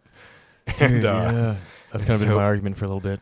Yeah, it was no one had talked about it. I had no idea, and they had like 1 year membership was like $25, 2 years was like $30, 5 years was like $50, and like 10 years was like $90. And I was like, well, why don't you just go 10 years? And so I did the 10 year, and nice. You get 4 magazines a year in print to your house. Yeah. You get like a pin and some other stuff, and then the next day the editor is like, we haven't had a rookie sign up for a 10-year membership in like 20 years. Oh. Like, what's your deal? Like, how did you hear about it? So I was like, I had no idea you existed. And so then that started some conversation about why didn't I know that? And I think folks didn't realize that they it's not in the front of anyone's brain who's smoke jumping, really. No. Yeah. I know there's old guys that walk through the base every now and then, but I didn't know anything else. And they had a board meeting like that spring. They flew me out to Seattle. Oh, cool! Got to hang out with some of them, drink some beers with them in the lounge, and meet their wives. And I was, I was on the board after that, and nice. I was the only ram air jumper on the board at that time. Everybody else, I was the most recent jumper was, a guy had just left who jumped in 96. So he'd been a ram air, but for a while there, the most recent other jumper was in the 60s. Yeah. So it was like a bunch of 50s and 60s, and then myself. Yeah. Even though the boys, BLM's been jumping rammers since the 80s. Yep. Yeah. So it was definitely interesting. Just being my position as the liaison to active jumpers. Yeah. And that liaison position goes both ways. I sent some notices to the bases. I mean, it started out pretty basic, just getting emails for the base welfare fund or base manager or ops, somebody to contact, like, hey, here's a scholarship that the Smoke Jumper Association offers. We offer it was $2,000 at the time. I think it's up to $3,500 now. Oh, nice. To smoke jumpers, spouses, kids, grandkids, yada yada. So, so cool. Here's that. See how much I've known about it, because I went back to school after I got real sick, and I had no idea. I was paying out of pocket, and I was like, looking back, I was like, damn, I wish I knew that existed. Exactly. Yeah, I was in that exact same boat. Yeah. And so I've pointed multiple people to that now. They have a grant program now where we will send a couple grand, and then that is a recurring application. So for people seeking their pilot's license or something, you have to prove that you're in a actual program. You can't still just do take it. Yeah. $3,500 and put it in your pocket. Yeah. But and then as we've gone through this period of kind of, I don't know what you call it, recalibration, or the Tim Hart tragedy. Yeah. I jumped with Tim a lot out of West, and so working with the Jumper Association through that, and then the discussion that happened afterwards with the bills in Congress, Wildland Firefighter Foundation, grassroots, and then this kind of really reflective time of how people become smoke jumpers, if not even the general topic of wildland firefighters in general. Yeah. And then what it means like in terms of benefits, healthcare, long-term effects, dangers of the job, yada yada. So it's pretty cool seeing some of that. They remember a lot. Like, they remember Man Gulch. Oh, they yeah. remember like some of those guys. Higgins Ridge Fire and all those things that yeah. Like I didn't really know about Higgins Ridge Fire until pretty recent, Right. And that was a pretty big fire, close call, like no one was injured, but you could have been really bad. Yeah, no doubt. And like that being like part of like I guess like we were just talking about fires from our 2012, 2015 experience. Like they talk about fires like that in that same tone of voice. So they remember Storm King, like what a big, recalibrating event that was, especially for the smoke jumper community. And then fast forward through, Yarnell, Cruise, and, Yarnell 19, you see it on every single truck now. Yeah, man. And then Tim Hart. So like seeing kind of, they took it pretty personally, which I thought was really, really kind of cool. It was like, was it a gear failure? Like these jumpsuits that have gone through this evolution since the 30s, that maybe some of them were part of some of that original design structure. Did that part fail here? Chaotically, we got lucky up until, just a couple years ago. And for some reason, that's what took Tim out. Or, they took it really personally. And I don't think therapy services were available to them in the 50s and 60s, I don't think I think there was some emotion that was brought up from some of that tragedy time. Yeah. And I think just seeing the closeness of the community after that was really endearing, and definitely like we have some tough conversations sometimes about policy and stuff, but I'm definitely going to stay on the board and help be that liaison to today's operating environment. Yeah, like a bridge, man, to like the current, jumpers and operations and all the things, like you said, even the technologies, right? Because you jumped a RAM, and kind of see where it's going through. And because, that was like we were talking just before the podcast about the 75th when that was the transition year, in 2015. And they're, like that.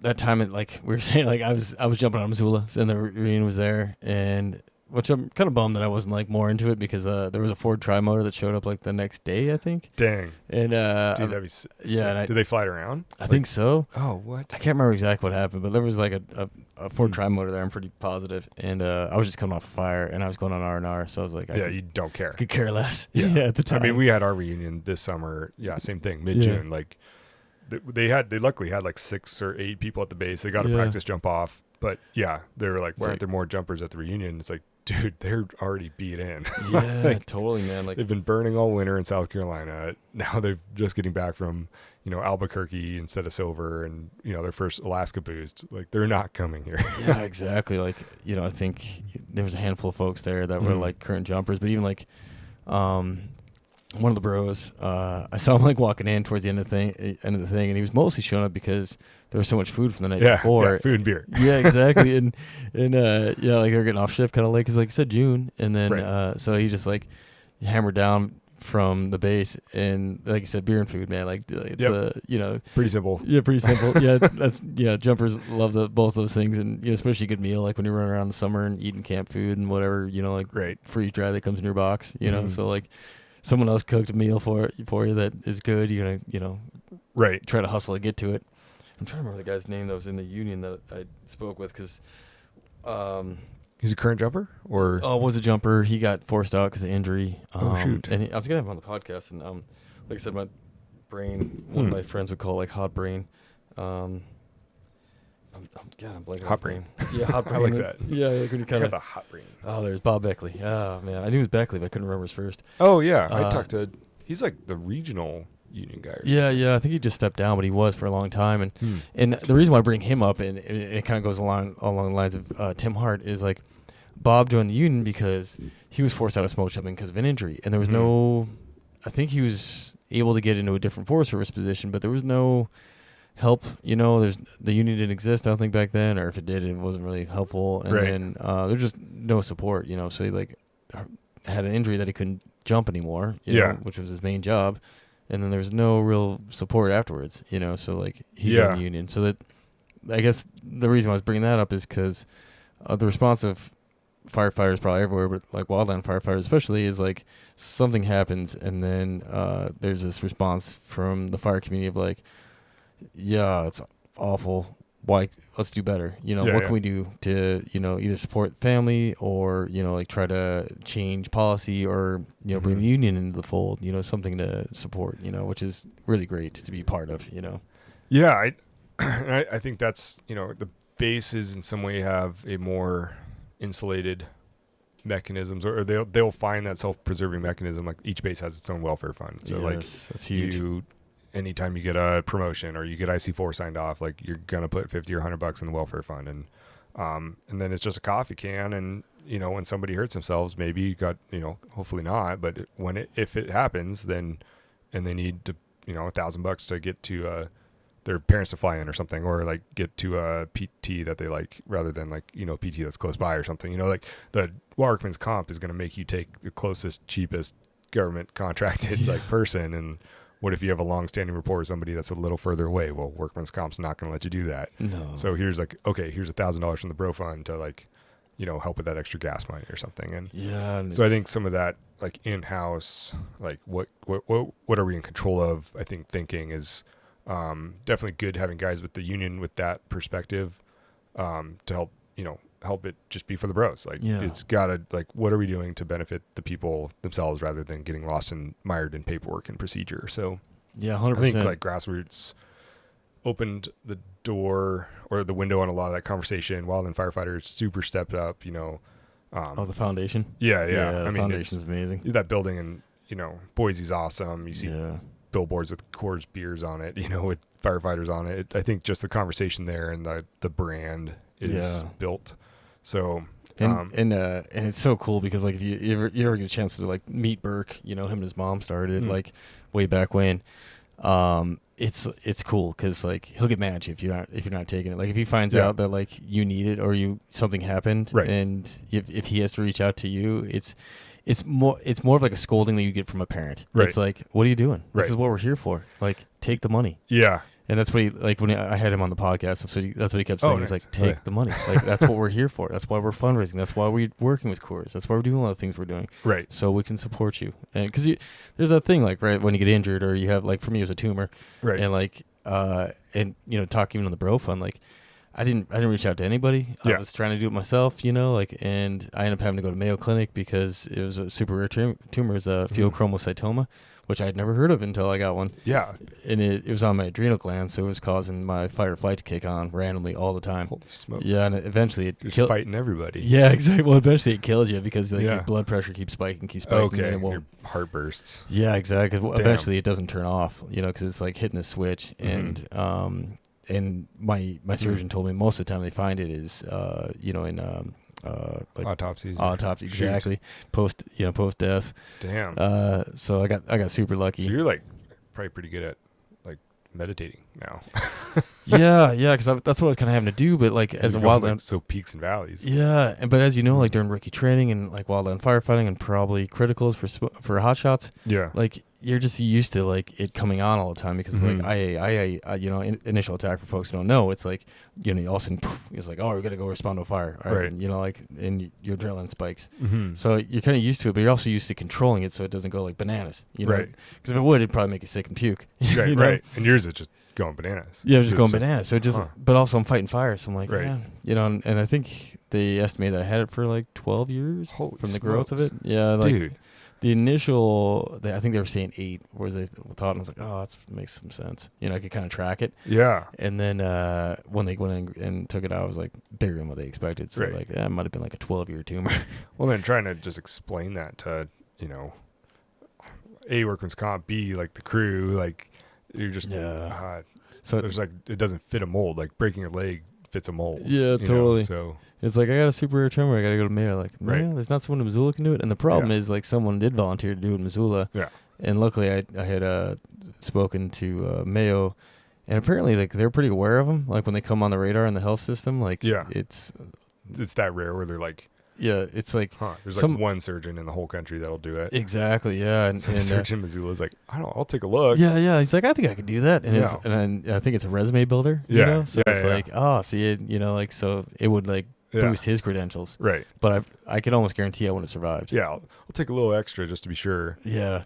Dude, and I can almost guarantee I wouldn't have survived if I got it in Missoula because the complications like ended up being like twice as long in Mayo because it's weird, dude. It was like the tumor was fighting him. Like when I got the story, like, and there's a timeline, right? So my wife's watching the timeline, and like I surpassed like I got a couple hour window and ended up like an hour more. Oh shoot! And you're under pure anesthesia at that point. And they have a whole team because of like how sensitive the thing is. Right. So it would like they get a little closer and they take like a snip off it and they would go bananas and then they'd have to like hit me with a bunch of medication to knock my blood pressure back down. But then it goes too far down, I'd start to tank and they hit me with something else to bring it back up. Oh my god! So keep me from flatline, but keep me from having a heart attack. Yeah. So I'm like in this weird limbo and it's like a chemical. Yeah, storm. Yeah, exactly. Whoa, so weird dreams. I bet, man. I wish I could remember. Yeah, I can't remember any of it. Yeah, but just like fuzzy. Yeah, just fuzzy. Huh. Yeah, luckily I went there and had great surgery, but that's where I don't think I would have survived in Missoula because they just don't have the team to handle that. Like it was a huge room, and you should have seen all the instruments. Like I'm like going to sleep, like they're about to put me under. I'm like, here we go. I'm like, is this all like backup, like just in case? Yeah. And one of the nurses like, no, we're gonna use every bit of these, like all these. And I was like, holy cow! It's gonna be inside your head. Yeah, exactly. That's what it seemed like. Like it's just like tray after tray after like big rolling table full of like instruments, and I was like, wow. Whoa. This is a huge room, like way bigger than I expected, you know. And I had surgery before, like I had a resection of my bowels and had colonoscopies because of my Crohn's. So like, I've been in surgical rooms before, and this was massive, next level. You know, I was like, holy cow! And then like, the anesthesiology team comes in, the surgical team comes in, the endocrine team comes in. Like there was like all these teams that are like big teams of folks. And I was like, whoa, this is a big deal, I guess. Yeah. Well, and you're like physically fit too, so it's probably pretty cool to like have somebody that's like. You can see the exact response on the input, and they don't have to worry about anything else. Like the drugs aren't being absorbed by too much excess fat on your body or something. Oh, true. Yeah, adipose tissue, right? Yeah. So that's a good point. I didn't think about it. Yeah, like and to that too. Like I was not too far removed from smoke jumping, and like at my regimen of workout was still kind of catered towards that because I always want to have like a really strong core. You know, because I knew that's like super important, and like tree climbing, like we were talking about before this, and. Like even just landing, right? Like a PLF, like you don't have a strong core, you're a little bit more of a noodle when you hit the ground. So that's what the surgeon had told my wife. He's like, that man has a strong core. Like that was like his back muscles were like pretty stout, like took a little more to get through them. And I was like, oh, well, that's kind of a nice little silver lining all this, Yeah. So like sweet, but now they're smoked because they had to cut through them all. Yeah, goddamn. Yeah, they went through the back. Hell of a rehab there. Yeah, it took a little while. Jeez. Like 10-pound limit for like 3 months or something, like really long. But dang. Well, shoot, man, that's vulnerable shit. Thanks for sharing. Now I'm really anxious that I got a adrenal gland. Oh tumor. Yeah. I want to keep an eye on that stuff, man. If you start feeling little spikes, or just start fighting people. Yeah. No, I never went to that. I would just get like this 1,000-yard stare because all of a sudden it hit me like a rush. I was like, oh, what in the world? Like you almost like you got to hit like pre-workout or something. Like something that like was like really like a high stimulant pre-workout, like back in the day when they used to put like amphetamine type stuff in the pre-workouts. Damn. The good old days. Yeah. So you might be a little young for that, but back in my day. Yeah. Man, I'm trying to think about. There's a guy. I was up in Talkeetna, Alaska at like early December, and it's like -20, and I was coming home from the bars at like 4 a.m. What were you doing up there in December? Oh, my mom lived up there. Oh, and really? it was my birthday, so I was coming home at like 4 o'clock in the morning, walking through the woods to my mom's house, and I see this like light in the woods. Whoa. I was like, that's weird. So I like go over, and it's a guy seizing in the woods. Whoa. Just like flopping. And I was like, oh shit. So I went, I had a couple beers, but like that stuff like that will sober you up real fast. Yeah, dude. Like, oh my God, okay, like we're about to go Boy Scout mode here. Yeah. Phones don't work, it's -20. My phone's dead, or I left it at a gal's house, I think. It's Alaska. The bar stays open until sunrise, which is never. Yeah. So it's open 24/7. Yeah. And his pants are off. Whoa. And he's like, it's -20. Like it's so cold, and I'm like warming up his thighs. And he's like kind of still seizing, and then he's like murmuring, crying, like all sorts of stuff. And I'm like rubbing his thighs, like, okay, let's get some like temperature going here. He's like, come on, buddy. Get some circulation going. It comes to, he's like, oh my God, like, who are you? Where am I? Like, why are you touching me like that? Get off me, man. Like, quit, like, you're weird. You said other words, but don't touch me like that. And I was like, dude, I'm just trying to warm you up. Wear your clothes. Like, where are you? Where should I take you? And then he just gets up, and then the second he stands up, he just goes back on his back and starts seizing again. Whoa. Same thing. I'm like, try to get behind him. He's like, it's like a lot of snow, so I'm not worried about him hitting his head or whatever, but get behind him. He comes out of that one super pissed, like, really? Pure fight mode, like, whoa. And I just had him crying, in my lap, so I was like ready for that. Yeah. And like, Not I scramble away. Luckily, he's like also drunk or something, so he not very there, but he's like coming at me, and I'm able to like scoot out of the way, and seizes again. He probably seizes 7 times right there, and then by this time I see some people walking down the road, like probably 200 yards off in the trees, and I like shout at them like, hey, can you call the cops? And they call the cops, and then the cops show up, and then like 3 other cars show up, and I'm still on the guy. Cops show up, they have a bunch of blankets, they immediately get him in the blankets. I explain the whole thing, and the cops are like, he's multiple Fallujah and Afghanistan tour guy. Dude. He tried to kill his wife the last time he came out of a Caesar with a kitchen knife. He tries to he's got like multiple restraining orders, all this stuff. He shouldn't drink, I guess, and it sets it off. But he had a tumor on his I don't know if it was the adrenal gland or something. That's weird they brought this story up. Anyway, so he comes out of seizing in total fight mode. Dang. His birthday was my birthday. Whoa. Which was really crazy. And his middle name was my first name. Whoa. So that was like super eerie. That is, yeah. Man. It's like too many connections. Yeah. Random. Too many. Yeah. It was really odd. And odd, dude. But yeah. You're kind of lucky to be alive, man. I mean, if he's that like trained up dude, Yeah. I mean, he came out of it. He was obviously like off balance, and I had a headlamp on. He had no light. So I think, I was distorting his ability to understand which way was what. But luckily, I mean, yeah, it's definitely like, like Princess Bride when they're like torturing the dude and they're like, that's the sound of a man like getting tortured for his last will to live or whatever. Yeah. Like the sounds coming out of that guy's like mouth were that. It was like non-human like level of fight, which is pretty crazy. That is crazy, man. Yeah. Huh. Yeah, like not too many people have experienced that even, like what you experienced. It was a weird one. Yeah. Yeah, man. Definitely pretty crazy. Forgot about that. Yeah, because like the amount of stress and probably what that guy's been through, and then like whatever the tumor is doing to him. Mm-hmm. Yeah, man. Yeah. Well, and then just like also seeing him in the vulnerability too of like he had known what was happening, but he had no control over it, and then like immediately he went out again. Awful. So and then I can't imagine feeling powerless like that too. So yeah, feeling powerless with like a tumor growing on you's got to be crazy, man. So. Yeah, thanks for sharing that. That's bonkers. Yeah, it was weird. It was a weird time. And the reason why I shared it, too, is because somehow word got out to the jump bases, and I wasn't a jumper anymore at the time. So, like, well, one, I never really thought about the bro fund in that kind of sense because I'd never needed it. And, like, it's a vulnerability part of it is, like, you don't really want people to know. Like, I got this. No big deal. Right. Like, it's fine. That's our hardest thing is getting people to ask. Exactly. For sure. And that's what Burke was saying, from the foundation. He's like, man, just, like, we just want to help everybody. So, like, but there's so many people. Right.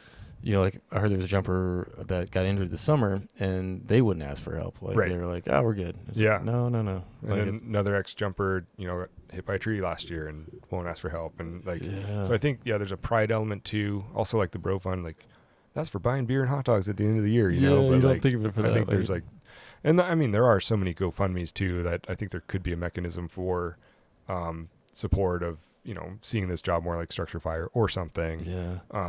I think you also get the random GoFundMe that's just for lost overtime, which is, I think that chaps some people kind of the wrong way too. Totally pay for a trip to. Yeah, seriously. Because you see them get that GoFundMe and then they go to Thailand or something. Exactly. So like, what are you entitled to? Sometimes you have just a bad set of cards.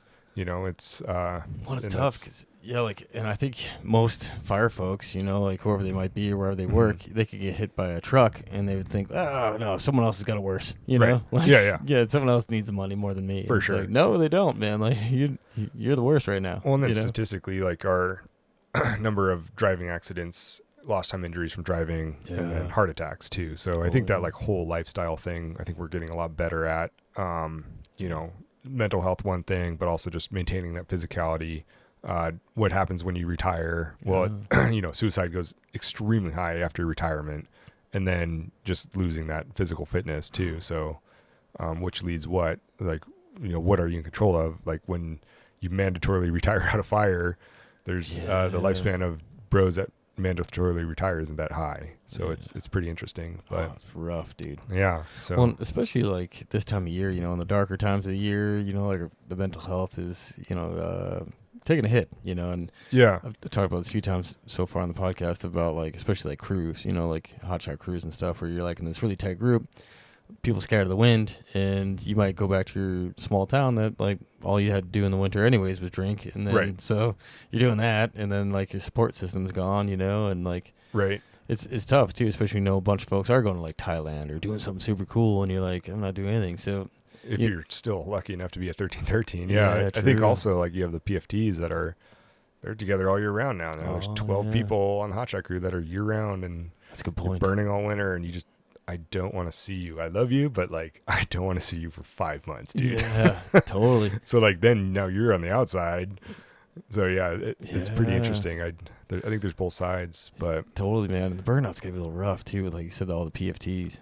Yeah, because it used to just be like like the hotshot soup and assistant, maybe. Yeah, like 2 or 3 maybe. Yeah, and then 2 captains and a soup maybe. But yeah, I mean, last couple winters I'm a PFT prevention. My last 3 years, and you burn in the winter. You start the season with a couple 100 hours maybe, but dude, like you're not like spinning around in excitement when that first smoke report comes in on your own forest. Yeah, and like I think there should be that like come up like, oh shit, it's fire season. Like what? Like, we're here. What happened to May? Rained off June. Like I'm like starting to pinch pennies here.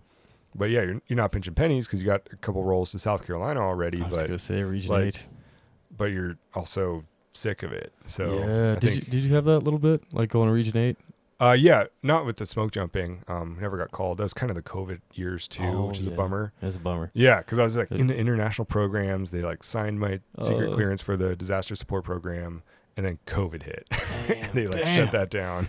Yeah. And so I missed the boat on that, which is such a bummer. That's probably my main regret is because I know some of the people that have done that program and they're not jumping anymore. They're in something else. I don't know if that's even around anymore now that USAID's gone. But I know there's for a while there, it seemed like the coolest possible thing is to be a smoke jumper for 6 months, and then you're in wherever Iran for another 6 months doing crazy stuff. Oh, totally, man. Yeah, there was like a little Puerto Rico exchange for a little while too. Haiti, I think. Haiti, I mean, some people do the Antarctica thing.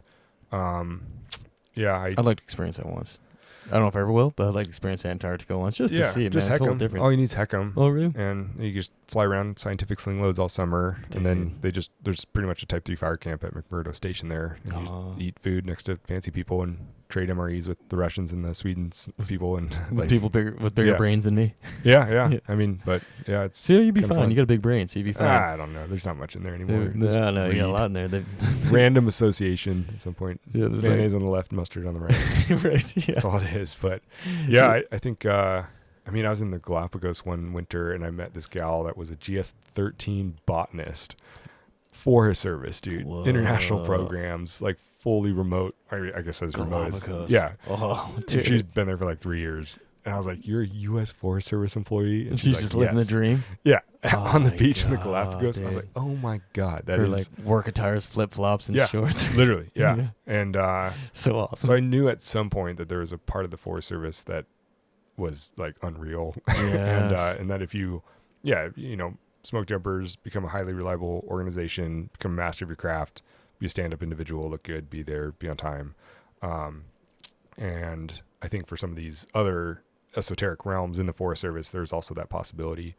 Who knows anymore, though? I mean, it's kind of all up in the air at the moment, but if there's no direct, relationship to whatever timber minerals or NEPA, I think the scope of our agency is about to decrease quite a bit, but at this point it's all speculation. So totally. That's why I think like T&D should be, hopefully a pretty good landing spot. I think so too, man. Like it's a needed, building of just like experts in their field, right? Like there's like the parachute, there. Is it just aerial firefighting, or is it like umbrella, or is it like smoke jumper specific? No, it's all aerials. Yeah, we have a repeller program. Because Gilman was there for a while, right? Still He was there, doing- yep. Yeah. Was he just working on Smokejumper stuff, or was it all like aerial firefighting? I know the projects I've seen on the computer driver Smokejumper. Yeah. Oh, cool. But Yeah, because I think that's what it was, and I can't remember. It's been so long, but yeah, I've only been there a week, so. Oh yeah, so it's early. But yeah, I the- remember when like my neighbor actually when I was living in Lolo was where Gilman is, Mhm. and great guy. And then he moved up into a different position, and I would go bug him once in a while, like whenever there's an opening to kind of pick his brain and see what that position would look like. Because I was Right.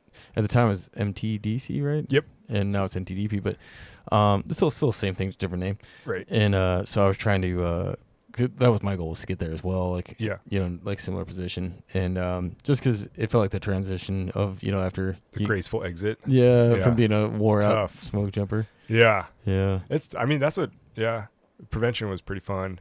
It was, I had a lot of fun the last couple of years as a prevention. yeah, Besides the PFD thing, like, and then being a fairly small forest, with not too much, like, there's no upward movement, particularly in the prevention land era. yeah, totally. But yeah, I was single resourcing after the season, after the plane's gone in Boise, and it was like late October at this point. I was going hunting the week after for sure. Oh, So it was yeah. like, it was definitely that like late time of year, and like I was a heavy equipment, but I was essentially a division on a Cal Fire, Type 1 Cal Fire team, Type 1 Forest Service team. Oh yeah, Cal Fire guys weren't getting out there till like 10:30, and then they had to leave at 4:30 to get back to their hotels on time, 'Cause like the portal, according to their contract. And Oh, so I had the division from about 7:30 till 10:30, and then I had the division after 4:30 afterwards. And yeah, it was pretty funny. Definitely like that later smoke jump. Like honestly, it was only my 4th year as a smoke jumper, so it's Yeah. like you've seen some slides, but like you're not the end all be all by any means. But was it kind of funny though? The Cal Fire guys would take off, like, all right, Pat, you got it. We'll see yeah. you. Oh, See you seriously. tomorrow. Like, well, and then they will tell you their salary first thing, and they're Oh, like, "Oh, I'm yes. making 4 times what you are per hour, You're like, and oh. I'm sleeping in a hotel." It's like, well, sweet, you're driving 2.5 hours back and forth to your hotel every day, Which does while I'm with sound your guys awful. out here. Yeah. Like, if I call you on the radio, you're not here. Yeah, So I don't know, different culture. totally. Maybe I'll be Cal Fire someday or whatever. Yeah, But I had half a hotshot crew. I had 6 pieces of equipment. I was a heavy equipment boss. I had 3 felling mods, one of Damn. which was a really cool old couple from Bitterroot. Oh really? I don't know if oh man, I should put you in contact with them. They're awesome. They're both Bitterroot hotshots from the 70s. He was a Missoula smoke jumper for 10 years, and then they go out as a SAW team and they put all their money in their kids' college funds. Really? They're so cool. They drive a like 1990s Chevy 3500. Oh, that sounds He's awesome, got dude. like a 90s era McCulloch 60-inch or 36-inch bar chainsaw. Really? Badass couple. Dude, that's cool. Is there Yeah. no chain brake on that saw then? I think he has to have one for the contract. That's what I was wondering. But, 'cause, like, he not that I definitely don't want to he rat definitely him had out, one that but didn't. Yeah. yeah. Anyway, Because my dad's got a bunch of old saws and none of them have chain brakes. oh yeah. I mean, yeah. We will not be able to fill those people's shoes. No, dude. And they have all their limbs somehow. Yeah. So, but Just experts, man. But yeah, I had these 3 task forces that were all preventions, and they didn't know anything about heavy equipment. Like the one guy had purple hair, the other person had like huge gauge earrings, like, Yeah. and like they kind of fit the mold of like preventions, I guess. At that time, you kind of have a bias. I've felt a lot of bias the last couple of years as a prevention, Oh, yeah. but they were also stoked, and that Oh, was really cool. apparent because everybody else had like 1,200-hour seasons. You couldn't get the person to smile if you wanted to, and these people were like excited to be there. Like they're proficient, like they're outgoing, they're giving us smoky stuff, and That's cool. they're like, you should be a prevention. And I was like, what's a prevention? And, Yeah. and they're like, oh, it's crazy, it's the most like independent position ever. This is my truck, nobody else gets in this truck, I do what I want all summer. And Yeah. same classic, jobs close at midnight, applied on the fire and got this job in Salmon. Cool. And I was like, holy shit, like I guess I'll try prevention for a little bit here. And Yeah, man. some of the smoke jumpers, at the reunion last summer, one of them was like, can't believe you gave up the best job in the world to go pick up trash. And I was like, that's interesting. That's a- file that. But, yeah. but like also like nobody knows what it is. And I was going to say it's like a really, I don't like worst description for Yeah. I mean, there's a I good pick job. up trash. I Yeah. actually, it was a goal of mine to come back with a bag of trash every day. Like Well, what I was going to say is like you get to be part of the like cleanup effort and like the defense against fire, right? Like 'cause Yeah. you're patrolling You and patrol. you're going to look at campfires that are smaller and that could be a problem. And if you're not there, might be a problem, Right. or they would be a problem. The Moose Fire was an abandoned campfire, Yeah. like 130,000 acre fire, killed 3 firefighters, 2 of them in Chinook. And like that was a campfire. So it's definitely interesting, like when you zoom out and like really look at the kind of existential part of prevention, especially patrol side. But I think the independence, besides smoke jumping, I don't think there's a more independent position besides prevention. I don't think so either, and especially like even like jumping, you're married to the plane. If you're on the jump list, and once or somebody wants to go to this hotel because there's this bar Oh, next door. true, yeah. Like none of that. I know that's a tough part when you're jumper in charge, like especially as a young guy. Yeah. It's like people have their preferences, and they I'm a Best Western guy. Yeah, you're like, oh god, I'm just trying to get whatever's available, man. Yeah, Like, Or prevention, like I hate hotels, and so like I despise staying in hotels, and Me so like too, dude. I've camped at so many dispersed sites over the last couple of years. Yeah, that's what I really liked about the crew too. Like, Yeah. like when I was crew boss in the Northern, it was like I don't think we stayed in a hotel the whole time. Yeah, that I remember something.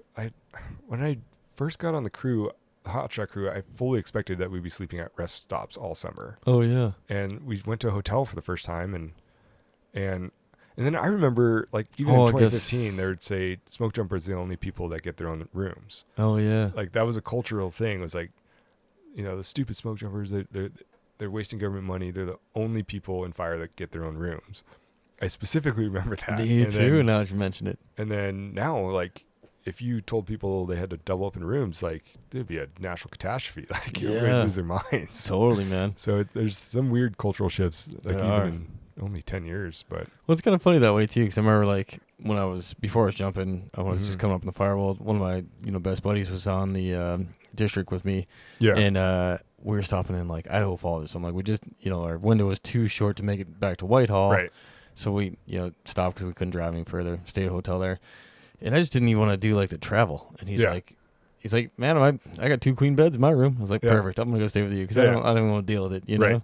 So like, I went and did that, and I was like, it was kind of nice, Like, Yeah. I don't think you spend too much, especially when you're young. You're You're there not for spend- 7 hours. Like, Yeah, exactly. You're going to, like, really mouth breathe in Sleep this there. room with another dude and leave. Yeah, I'm gonna snore and keep him awake for a little Yeah. while, and then So- Yeah, I don't know.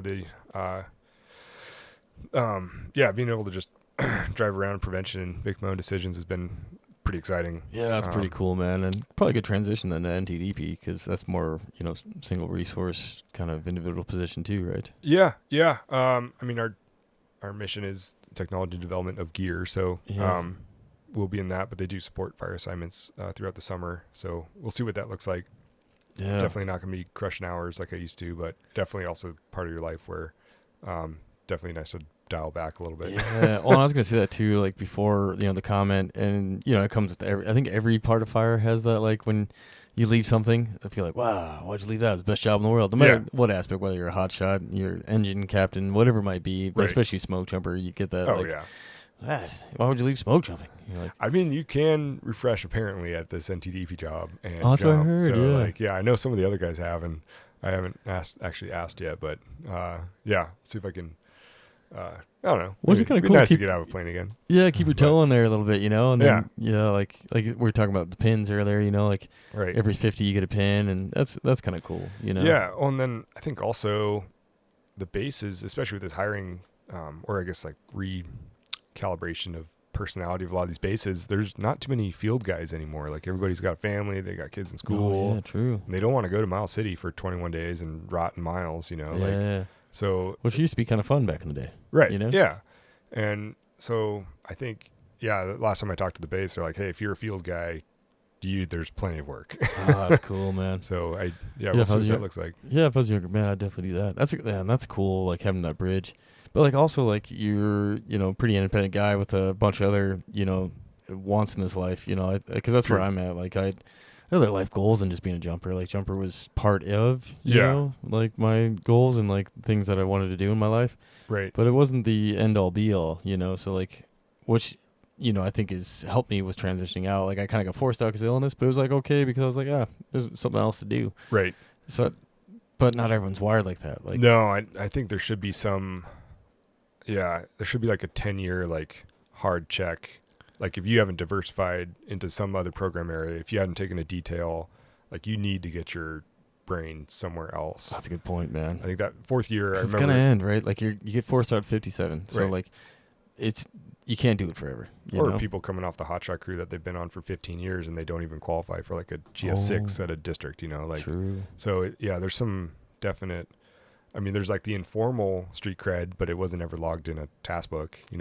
Smokejumper, we have a Smokejumper red card qual. There's no red card qual for hotshots. So true. So there's like some really interesting cultural elements that like how would you summate, like even in prevention. Like right now it's just prevention. Yeah. 45 days of arduous. That's it. It's like. So then you get a prevention who's an ex smoke jumper, or the other prevention in our forest. She did like 12 years rappelling. She's awesome, badass ultra marathoner. Yeah. Well over 45 days of arduous, but she rates out the same as somebody with 46 days of arduous. So they're going to like prevention potentially 1, 2, and 3. Oh, nice. Like prevention, I forget which way it goes. Fall 3 is a C, or is fall 1 a C? I think fall 1's a C. Dude, yeah. I mean, I mix that up so much. I hate it. Yeah. So I think fall 1's a C. Prevention 1 would be the GS7, IC4, fire investigator, PIO, the whole deal, with the wet unit truck, 75 gallons of water in the back. Which is so handy. I've never turned that thing on. Oh, really? I thought it was so stupid. Oh, I really? hate that thing. Like, makes the truck just drive with a poopy diaper. Oh, really? I think prevention is a Chevy Colorado with 2 QBs and a chainsaw. Oh, that could be. So you can get anywhere with a Chevy Colorado. Yeah, and I kind of brought that up before about like Tacomas. I was like, tacos. Yeah, I know crew Full cab. Force and R6 got tacos, but I think that diesel Colorado would be sweet. True, like a really good mileage. Yeah, especially as our roads wash out and get narrower. Like I'm in an F350, I can't turn around with a long, it's probably a long bed. Oh, yeah, dude, I've had that so many times.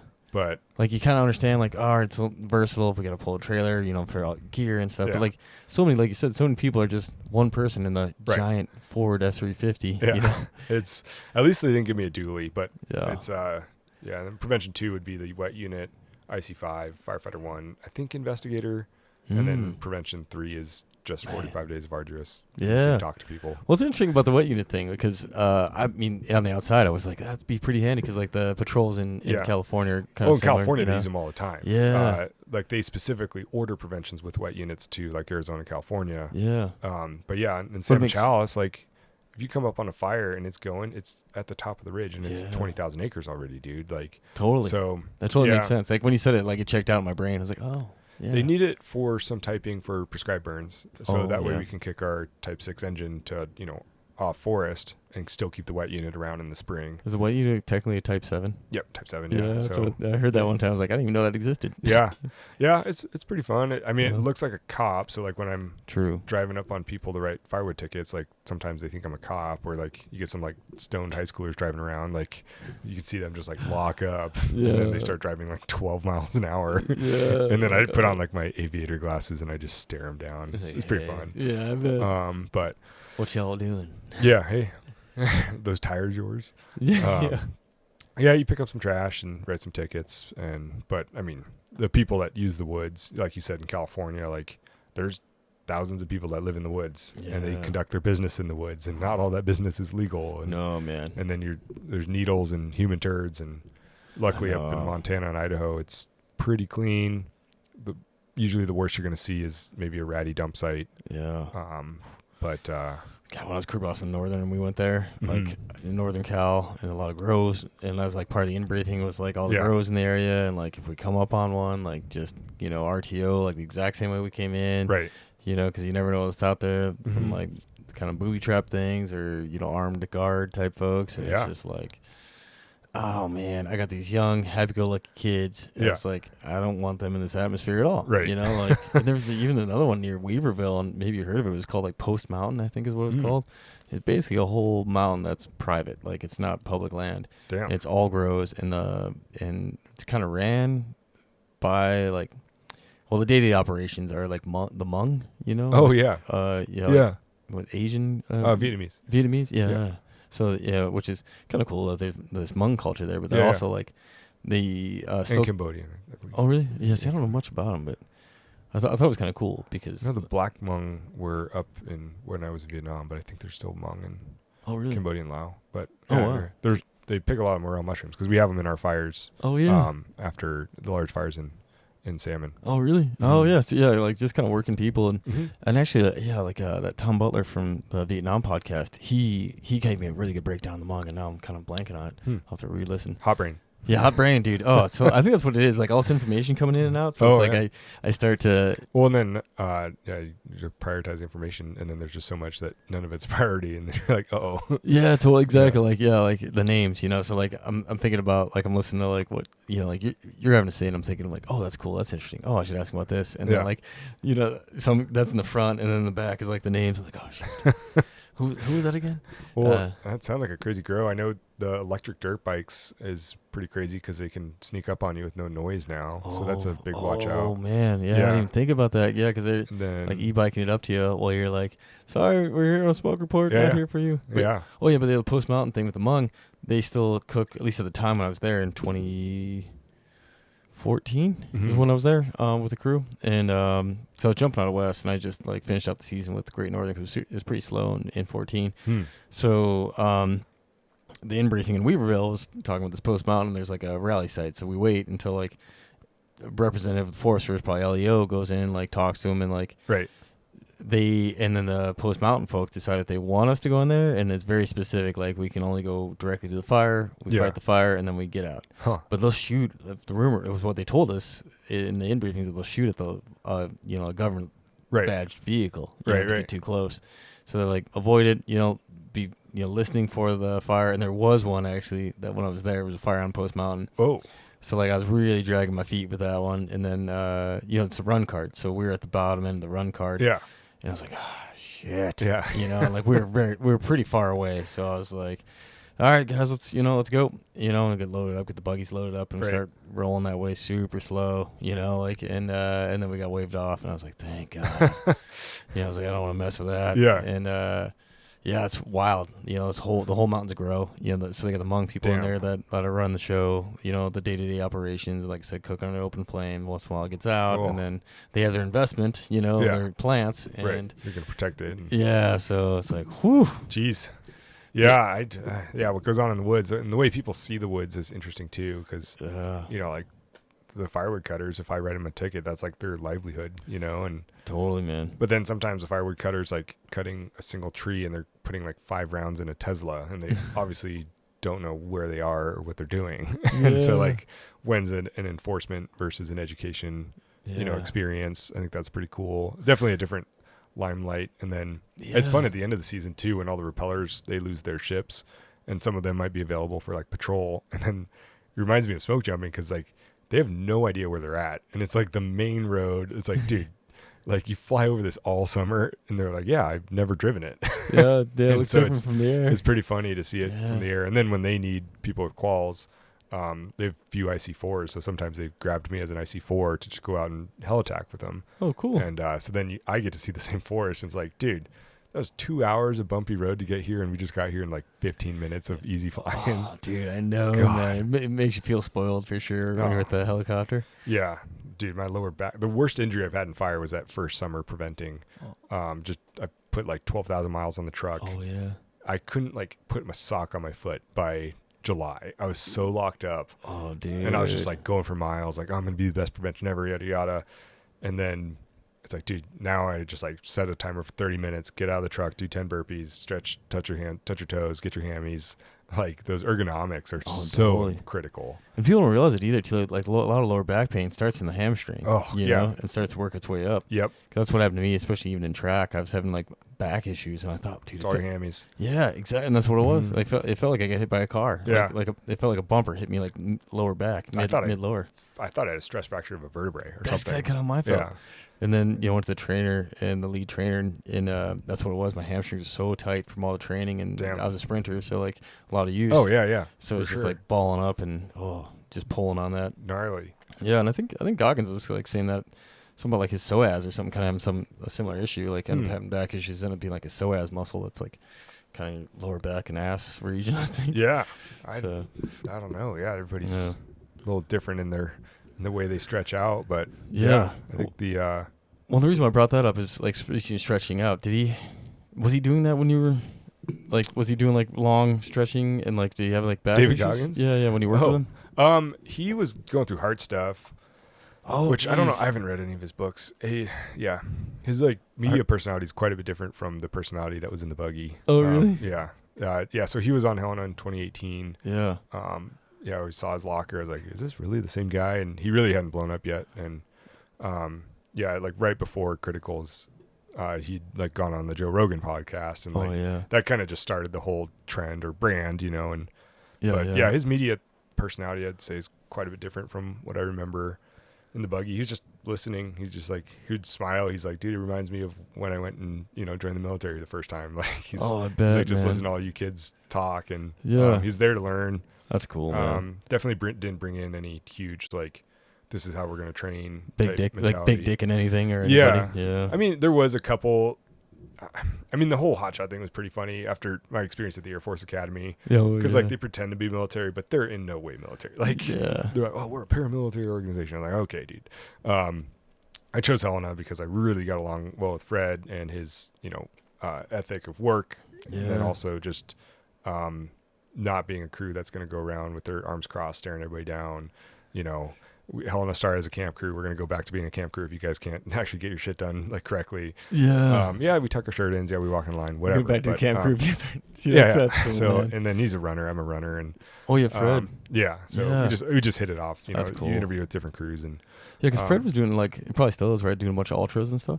I think so. Yeah. I have to touch base with him. I know that, you know, he's left the crew now, and I that's same as like leaving jumping, and you know, he gave me a reference to go to West, and so I definitely feel like I earned that. And in Helena, and part of Helena being so awesome, they had a really good reputation. They farmed so many folks up to the jump base, because it was pretty crazy. Like, and then especially during rookie training, like, you are the crew you're representing. So I think that was really interesting. Just like, oh, here's another Helena. Of course, you went to West. Like, half of the base at West is Helena. Now it's like getting taken over by Wyoming dudes. Oh, is it? Which is pretty funny. Wyoming shots? Oh, yeah. Yeah. That's funny, man. So, but yeah, it was pretty funny. Like, you know, he brought in a degree of like military. Goggins did? Yeah, training that was like, it'd be like 4:23. You know, we're off work at 4:30. It's raining. It's May. We're going to the brewery at 4:31. You know, so like, and Goggins would be like, "We can do 250 push-ups by the time it's 4:30." You know, like, everybody down right now. I bet we can do this. And like, was that really like?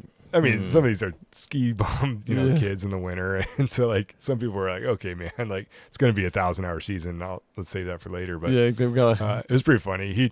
You'd see him like just flipping tires all the way down the length of the runway after work. You know, because we all lived in our cars, you know, right across from the ranger station there, and so we'd be coming back from the brewery, and he'd still be like working out and stuff. But he was pretty cool. It was just cool to see. Or interesting. It was interesting, I'd say. Yeah, interesting. I don't think we got to see like, you know, people guard versions of themselves. And it's interesting to see like different humans, right? And that's one thing that the Forest Service and especially fire brings in, is like different walks of life, right? Like with the same kind of common, you know, I don't know, like life goal, I guess, to be outside and have a job outside and do the same work, right? But like vastly different backgrounds, you know, like even just from me being, you know, small town Whitehall kid to NCSB, right? Small town, you know, Winthrop, and then you know, small base, but like a lot of like more Washington people that are like different, you know, different views and different, you know, like background than I got, you know, and like got along with them great, but just like totally different atmosphere than I'm used to with Whitehall or even like Western Missoula, you know.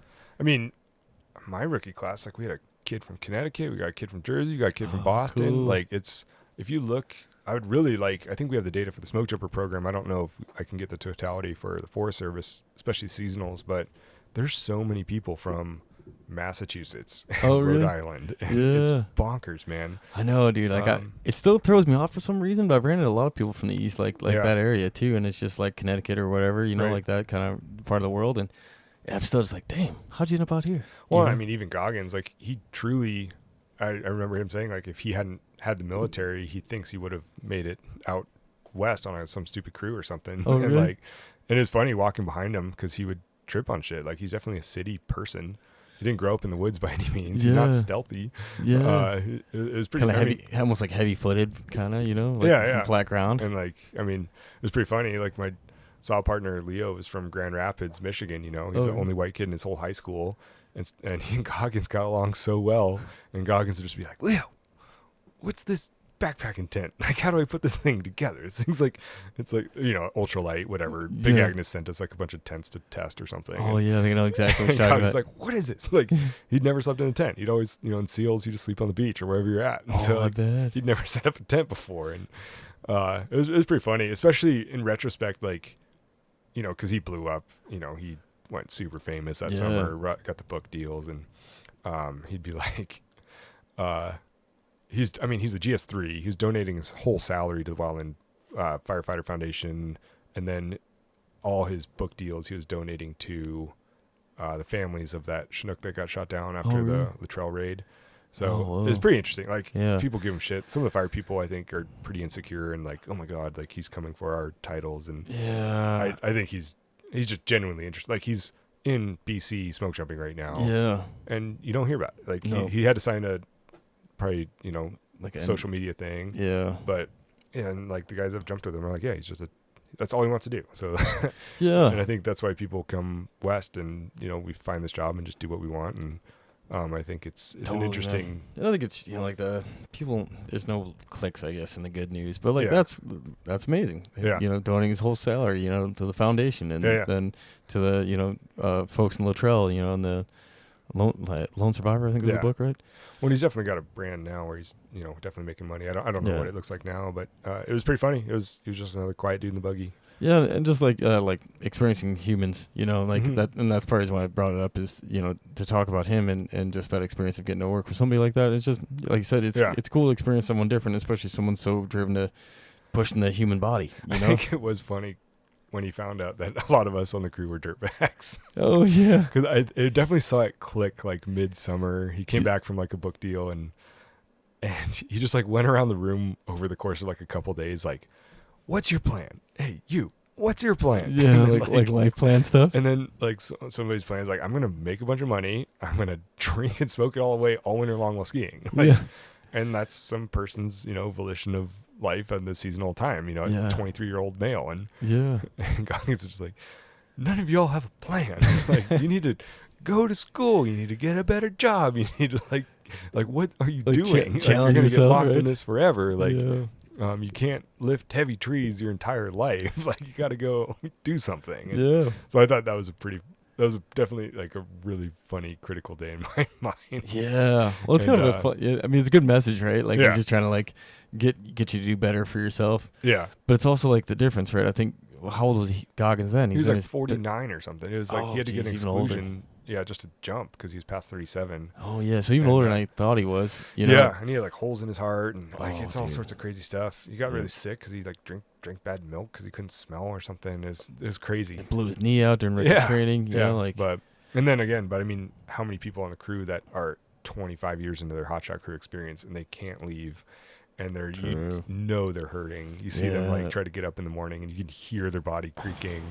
And you're just like, oh man, dude. Like, I saw like an old Lolo shot when I was like really young. Yeah. And they're towards the end of their career and they could not stand up straight. Yeah. Like they were like crooked. Right. Like still bent. Like, you know, that like bent old guy like idea. Well, they have knowledge. I was like, but man, I think the graceful exit, but then also retaining like your relevancy and, you know, in some way being able to give back either training, mentorship or something. Totally. And I see both sides of the coin too, right? Like the dirtbag lifestyle, just like being a ski bum in the winter, like, or like traveling and like going to live in Thailand, you know, because back in the day it used to be cheaper to live in Thailand in the winter. And, for sure. And live the good life and or surfing. Like when I was in NCSB, a couple folks were going to go, they had a place in Baja. Nice. I think they owned it. Damn. So they'd spend their winter in Baja back when it was cheap and just surf all winter and then come back. And like there was an attraction for me at that point to that lifestyle. I was like, that's kind of cool. Oh, yeah. But then I don't know, I got like a little more motivation, I think, of like, kind of the next challenge, you know, like, and, you know, I need something else, you know, another and then goal. You're 40 and you're still in Thailand and, you know, the girls are still 22 and it's like, that's a good I point. don't know. Like, the life just continues and you can be a lost boy forever or you can grow up and read. Read, yes. So there's the roundtable program in the Forest Service is a really interesting leadership program. I don't know its current status. I don't know anything about it. Cuts, but they look for aspiring future leaders and mentors, astute people, to go on staff rides with a contractor, really good contractor. It's got some phenomenal people on it, like Curtis Heaton.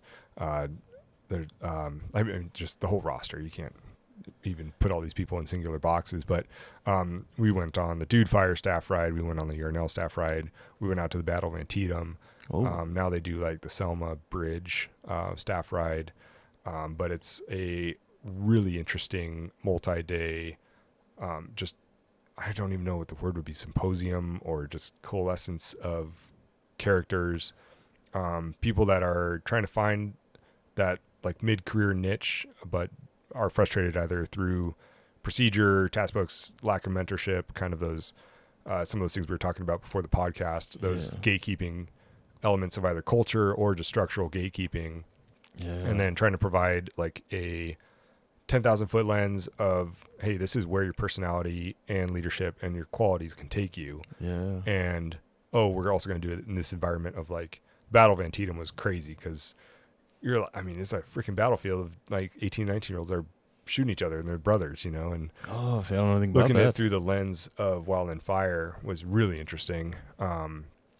Taking away kind of just how a single snap decision early in the day can really close your window of opportunity of decision space later in the day. And then the next staff ride is Dude and Yarnell. And so Dude Fire was really illuminating because, that's early 90s. We really don't have, we don't have LCES. Dude Fire is where LCES is from. And like he writes it that night. Paul Gleason writes LCES that night after all those people die on Dude Fire. Whoa, and I had no he idea. just like writes it on a single piece of paper, just like boom, boom, boom, boom, boom. Dang. And 10 and 18 weren't really formalized. They're trying to invent fire shelters that had windows in them so that you could just like get in a fire shelter, get burned over, and then go about your day without any sort of AAR or anything.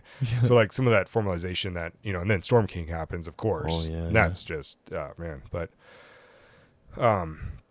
and then of course Yarnell. So then we do the Yarnell staff ride the next day. But dang, dude, that's being a lot. there, it's super heavy day. Heavy, and then there's also a lot of like offline stuff that goes on, like networking with people, just kind of a bunch of other weirdos. There's all spectrum of the Forest Service. Like you got, some of my favorite people are from the Shoshone. Over there, it's like, what's in the water in the Shoshone? Like, why?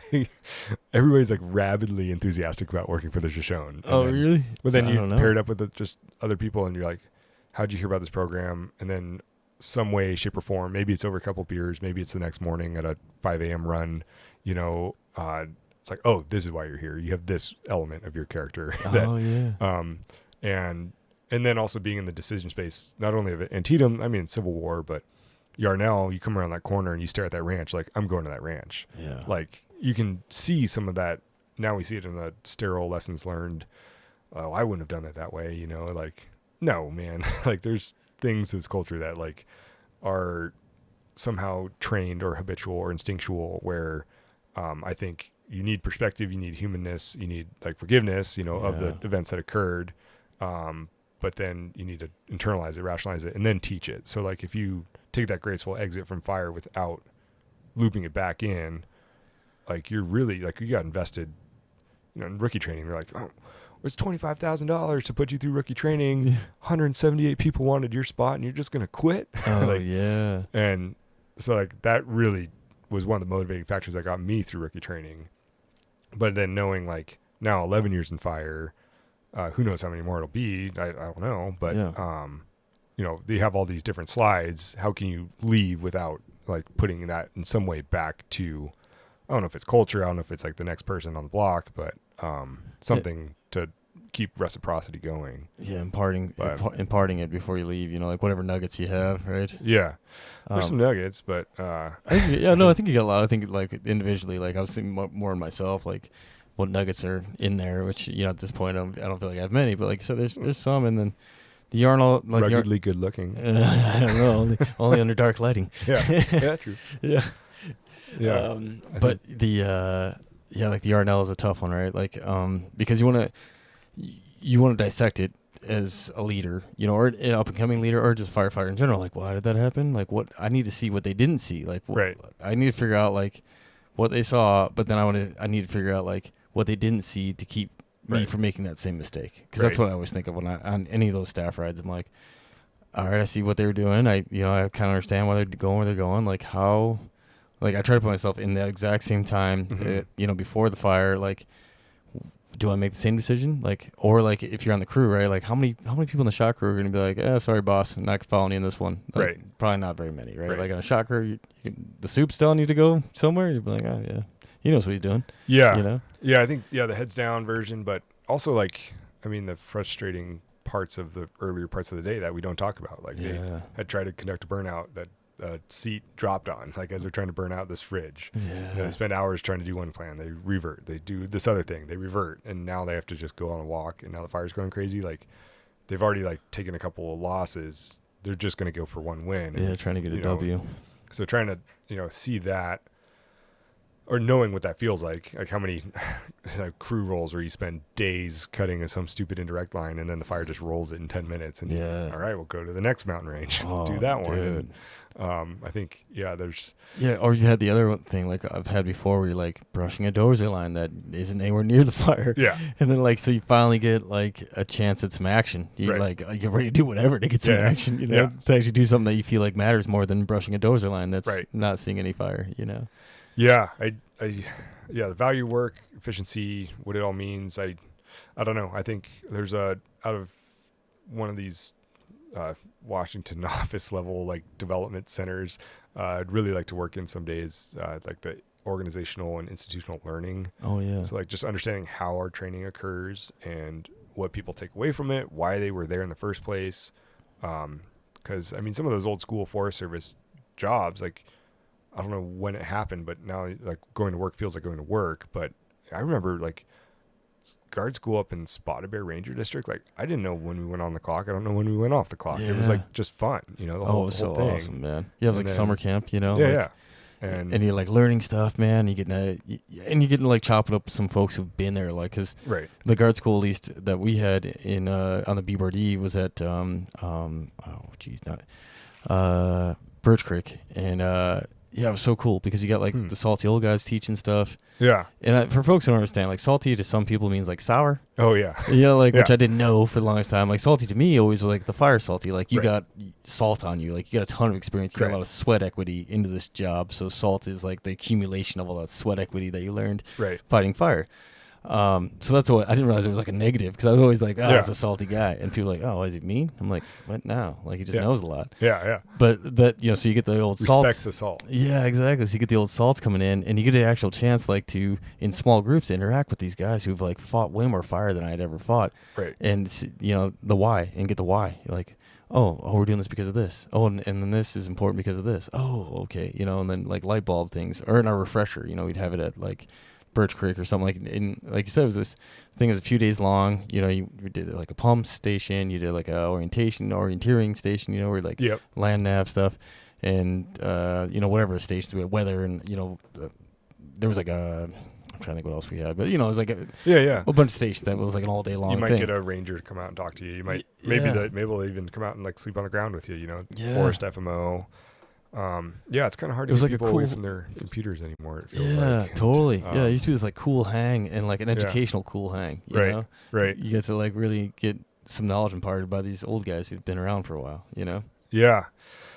And then the old guys weren't telling you your first year that it wasn't worth it. Like you're not getting paid enough, and so that's true. Yeah, like that's a really good point, man. Because it was more like, dude, I never heard that. Yeah, you're like you got the best job in the world, man.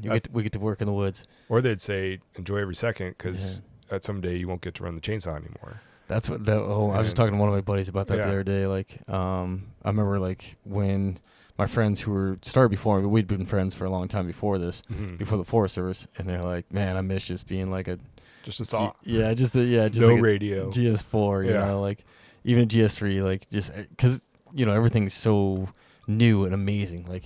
Even just like a Type 6, like, whoa, this is cool. What state am I in? I don't know.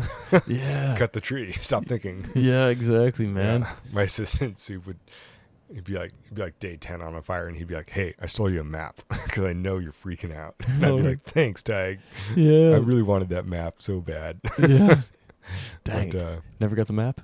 Oh, he did. Yeah, Oh, he'd steal them eventually. Oh, But that's awesome, man. McGunagle, am I gonna have to get used to the way you talk? That's what he'd say. Yeah, he's one of my favorite people. That's awesome, But, man. Yeah. Yeah, I have a cool story about him. I never actually that I remember meeting him. We've been on a bunch of fires together, but yeah, like someone said they met him one time. They didn't even realize who he was because he was helping like load a truck for one of the ground resources that was like ferrying QBs to like a division. Yeah. And it was just them, the driver, and like Tyga's out there loading up QBs. Right. And like wow, and that wasn't why he was there. He was there at a time with somebody maybe about timesheets or whatever. We didn't need to lift these things and put them here. Yeah, exactly. But someone needed a hand, and there he was. I'm like, oh, dude, that sounds awesome. Yeah, do the thing. Yeah, do the thing, man. And I think that's what we used to be better at too. Is like seeing like, oh, you need help? Let me help you real quick. Oh yeah, dude, the best firefighters right now. I mean, pretty controversial statement, but like in the fall, if I have 3 contract crews or 3 federal hot shots crews, I'm probably going to take the contract crews because they are interviewing every day for their job. Oh, true. They can cut miles around. They might not have the quals of the federal crew, but they can cut miles around any federal crew. Yeah. And they're so fun. And man, I don't know. I do worry about like having the stigma of, Fred would always say, I'm going to take those words off the side of the truck and you're not going to roll up into a camp with hot shots on the side of your truck, And I think, there's some weird brand or stigma or like maybe like with the pay increase, we feel like entitled or something, or, obviously we're probably not making as much as the contractors maybe sometimes, but true. I don't know. It's the amount of federal crews that don't mop up anymore is really annoying. And it's been really interesting to see. And I don't know if this is how you become cynical old you're firefighter you're guy. on the path, like, maybe. when you have like a type 1 region 4 crew show up and they're not going to get out of their trucks to go, cold trail a piece of line, like, okay, dude, like, sorry, that's different. That is, man. Yeah. Which is wild because you probably heard like your whole career, and so, especially me, like it all pays the same, man. Like, that's what they'd say, and it was kind of like the motivation of like, do whatever the job needs because it all pays the same. Like whether you're putting fire on the ground or you're cold trailing or whatever it might be, or gritting. It's like it all pays the same, man. And it's all firefighting. Yeah, and you kind of smoke jumping is just the way you got there. Now you're there, firefight. Like, totally. Don't take your pack off. Like if other people have their packs on, don't take your pack off. Yeah. Never take your hard hat off. Yes. Just common things, right? Don't put the saw down until it's out of gas. Yeah. So there's like I don't know. It's like having that awareness, and you used to not really want to stand out, right? Like you kind of more like wanted to be that quiet professional. You wanted to be dirty. Yeah, you want to be dirty. You wanted to work hard.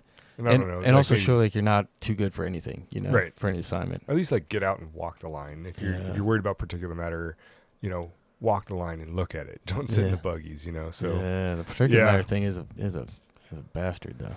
Yeah, I don't know. It's I really like working with those Franco and Alta and man, there's just so many of them now. Yeah, but, that are pretty fun. Yeah, and especially I think that's one thing that's starting to worry me about the federal. I don't know what it is, if it's entitlement or something. And then again, just being on campaign fires versus, smoke jumping, you're on an anonymous small remote fire. And I thought that was like a really succinct, nice win. Yeah. To like, okay, now we can leave that, boom, stamp it, go on to the next one. None of the just like crap of the big campaign, like personalities and crews that don't work, crews that are overworking and the whole deal. So yeah, man. But yeah, totally, dude. Yeah, the jump world is definitely kind of nice like that. And it kind of keeps you young. Like the kid inside, because you like get these cool little fires that are like exciting and you need to work with. And the cool thing is the rotation, right? You're not like kind of rare to jump a fire with the same people, right? Constantly rotating. Yeah. You're don't know where you're gonna sleep tonight. You wake up and last jump with the BLM was in Dinosaur National Monument. And you're like, wow, that's crazy. Like I didn't know we were gonna go from here to there like today. Yeah. And, dude, that's cool. Did you see any bones or anything? Dude, we were looking like crazy. We all wanted to find petrified dinosaur dicks, and of course. I mean, who wouldn't want one of those? Oh yeah, for sure. Like great thing to have in your jump gear, but or on your mantle, right? Like, what a conversation piece. I mean, it's an archaeology thing. Of course, we would never pick them up ever. Ever. the archaeologist. But if it just chick said- happened to end up in your living room, they said, the gals that picked us up said we were like 2 ridges away, which was a couple million years. So we were completely no, there's nothing there. oh really? Maybe some leaves. Oh damn! She's like, but if you walk 2 ridges over there, you would have found bones everywhere. whoa, that's So cool. it's pretty funny. I'm pretty sure I found one in Muscle River, eastern Montana. Oh yeah. And then we were finding all these petrified squid out there. What? They were covered in like abalone sheen. It was pretty crazy. Yeah. Yeah, it was like before they curled up into like the nautilus. Oh. So there's technically cephalopods, but yeah, they're straight cephalopods. They're like 3 feet long, Whoa. totally petrified, just sticking out of the riverbank. Cephalopods like a jump. soft-bodied animal. It's shelled. Oh. But it's like the nautilus, the thing that just like squirts along. yeah, just kind of wanders yeah, around. it Yeah. bumps into stuff with its shell. Yeah. So before it curled up like that, it was straight. Oh really? And those are the ones that we were finding. But it was still like a shelled thing. Yeah, just- still shelled. Oh. It looks like kind of like what beetles do under bark on a tree. So that's what the design is on the outside. Oh. But you'd peel it out of the clay, and they would have abalone like sheen, like super iridescent mother pearl looking stuff. Oh. So it was really crazy. It was one of the Dude. crazier finds I've ever. And there's like truckloads of them just sticking out of the Really? riverbank. Yeah, Whoa, that it's is bonkers. nuts. Yeah, it was a pretty Dude, cool Eastern fire. Montana is such a wild place, dude. Wild. Yeah, we found like on a private ranch, and the guy I think the guy showed us it because I probably would have realized like that looks like a strange rock. Yeah. It was a giant dinosaur bone. Really? And I was What? Like, whoa. Yeah, so I got a bunch of photos with it, and there's a bunch of Yeah. these little like round rocks around the bottom of it. Yeah. And turns out like someone showed photos to like the Rocky Mountain, the museum in Bozeman. Yeah. It's the Rocky Mountain Museum. Museum of the Rockies. Museum of the Rockies. Yeah. And they're like, man, those look like dinosaur eggs. He's Yeah. like, oh, I knew it. And like, we're all like, damn, we should have like just They're on eBay. happened. Brutal. Happened to like one rolled in my pack. you Yeah. know? I mean, like, it's damn it. crazy. We found a pueblo once in New Mexico that nobody known was there. That once this goalie burned out, it was just hiding there. Nobody had ever seen it. And like, Dude. just the stuff you see in the woods, I think that's what I'm, now I'm at kind of a desk job. So it's like, oh man, like GS4 just running around, Yeah. like pirating all summer. Yeah. It's pretty fun. Exactly, man. And like the place you get to go, because this place, like, at least for me on vacation, like I want to go to places where that's off the beaten path, but I think of more like going in like the Bob Marshall and hiking in and stuff like that's still kind of well known. I don't think like going to like it was like the Colmny Wilderness or something in Northern Cal that I didn't know existed until I had a fire. Never gone there ever. Yeah, ever. Right. And also I'm like, whoa, this place is awesome. New Mexico, like Yes. dumb desert and like hot. Why would I ever go there? That's the most beautiful state I've ever been. Like, Oh, dude. besides Montana, but oh no, incredible. And that's like Silver City. Silver, you know? yeah. Like so many folks like jumpers that either move down there after they're retired or like spend their winters down in Silver because it's such a cool spot to be. Oh man, if I had moved to Salmon, I set up like an overlay of the West because jumping all these places, I was like, man, I grew up in Whitefish. You can't live in Whitefish anymore. It's stupid. It's so dumb. Like I was gonna ask you that. 3-bed, 2-bath is like $700,000. Was it still kind of podunk when you were a kid? Yeah. Oh yeah. My dad's a school teacher, and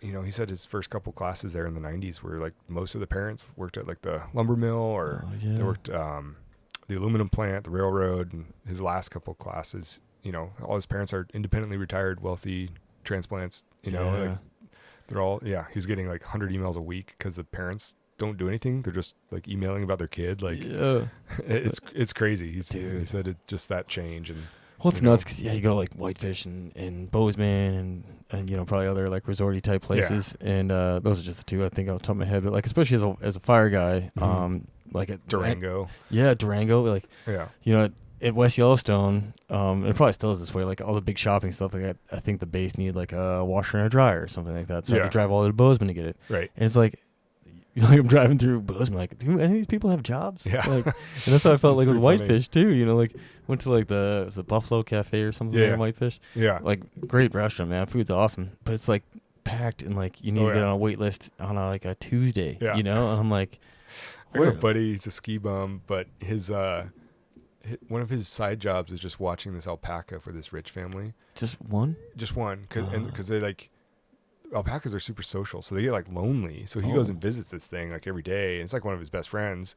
And like the family will like randomly text him like, "Hey, one of our kids is flying in on a private jet." Like, and when he gets that text, he has to like go to Costco and buy like $800 worth of food, bring it back, so the fridge is fully stocked with salmon and steak and stuff. And then sometimes they don't even show up.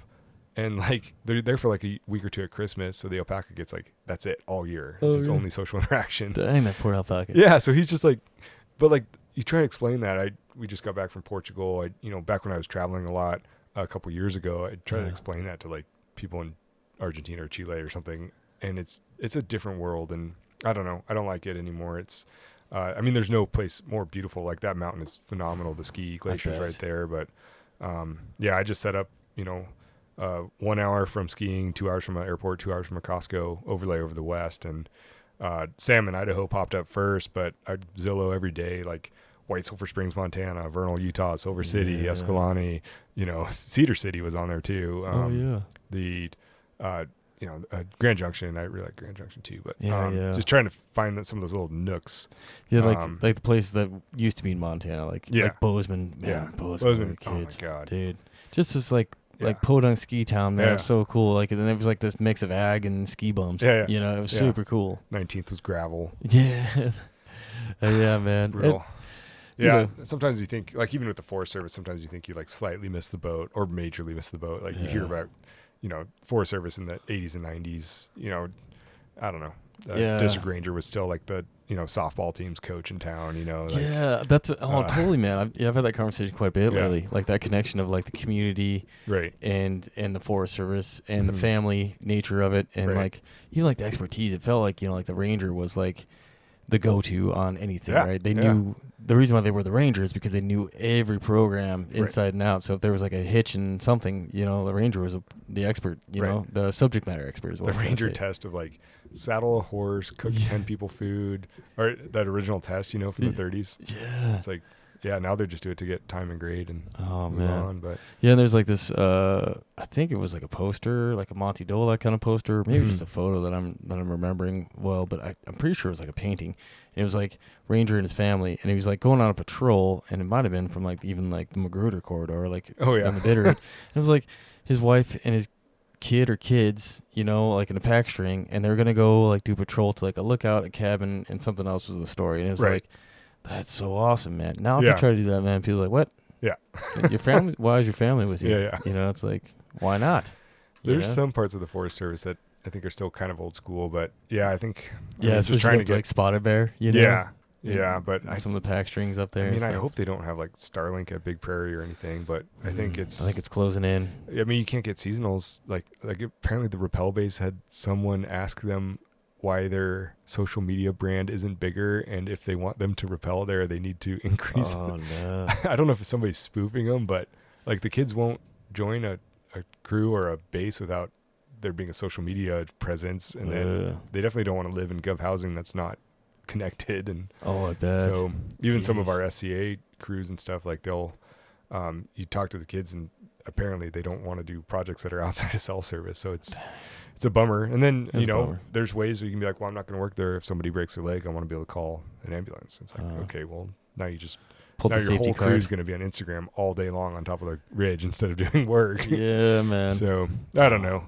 Now we're just curmudgeon-y. Yeah, now we're What time old. is it? I was about to say, I should probably let you hit the road. How long do you think we've been talking for? You want to take a stab at it? I would say, let's see, 40 ounces of water. Yeah, hold on. I'm going to go 1 hour and 42 minutes. A little off, 2:12 is what I'm showing on the clock. So it's really good, man. And far out. Yeah, like one thing that I was going to touch on before that you go. Test books. Yeah, shit. Oh yeah. We can kind of brush over that quickly if you want. But one thing I was talking about the prevention thing was like the bridging, right? Like you were talking about education, and that, I think that's been a topic not only from like me trying to bring it up more because I think it's important instead of like like enforcement. It's like education because a lot of people I don't think really know like what a firewood permit might be or whatever they got to do.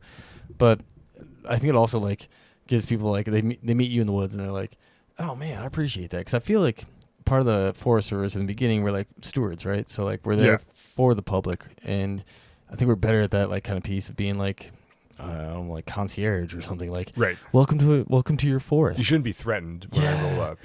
Exactly. Like it's more of like hey, the Forest Service is here. Like what's up, dude? Come get a beer. I won't tell anybody. Yeah, exactly. Well, you do get that a lot. Like I mean, it's and that goes back to like carrying yourself well, being physically fit, tucking your shirt in, like looking the part. Yes. How many people have pulled me over in my prevention truck and been like, "You're the 5th Forest Service person I've driven past today. Nobody's looked me in the eye. They've all driven right past me with their windows rolled up." Oh yeah. And like, maybe they're fish or botany or something, and they have no reason to talk to people, but still, like, you're out there. Yeah. And so they'll come into the head of steam. You just let them talk. They're going to talk and talk.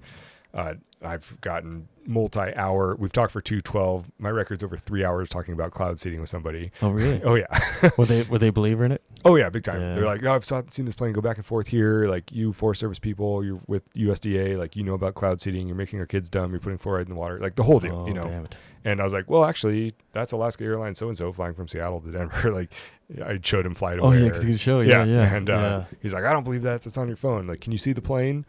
Like, well, I got a spotting scope. Let's go check it out, you know? And then he had a pistol on his dashboard, and you're apparently not supposed to approach a truck with a pistol. I don't care. Half these guys are puppy dogs. Yeah, so I walk up to him, and they're like, wow, you saw the pistol and still walked up? I was like, yeah, hey, how's it going? Yeah, it's like I grew up around guns. It's not a big deal. Yeah, and they're like, the last couple guys I didn't like, and one of you Forest Service people is going to get shot someday, and I'm not saying like it's not their fault, but you're all right. Yeah, and that's a good buy-in. I like that. I don't totally. Well, because I think everyone in the agency has probably known somebody who comes in super hot, and you're like, that's not the way to approach somebody. You know? Yeah. Well, and then the one guy, like, he's so mad. Apparently, he's got a restraining order and against going into like the supervisor's office or something. But like, nobody had told him, where a fire started, and the website says that it starts like in this cottonwood grove. Yeah. And he's like, I know you're lying to me because cottonwoods don't torch. And I was like, yeah, cottonwoods don't torch. Like, who told you that? Yeah. And they're like, this is where they say it started. And anyway, I found out where it started. I was like, oh no, it starts like 2 miles over here in the Ponderosa. And he's like, well, that makes sense. And I was like, yeah, I can meet you out there tomorrow if you want. Like, I don't care. Like, I'm sorry the website's wrong. I'll do what I can to figure out how to correct it so that nobody else leads astray. Yeah. But he'd just been lied to by multiple people for years, and nobody had listened to him. So I think listening is the biggest part of education.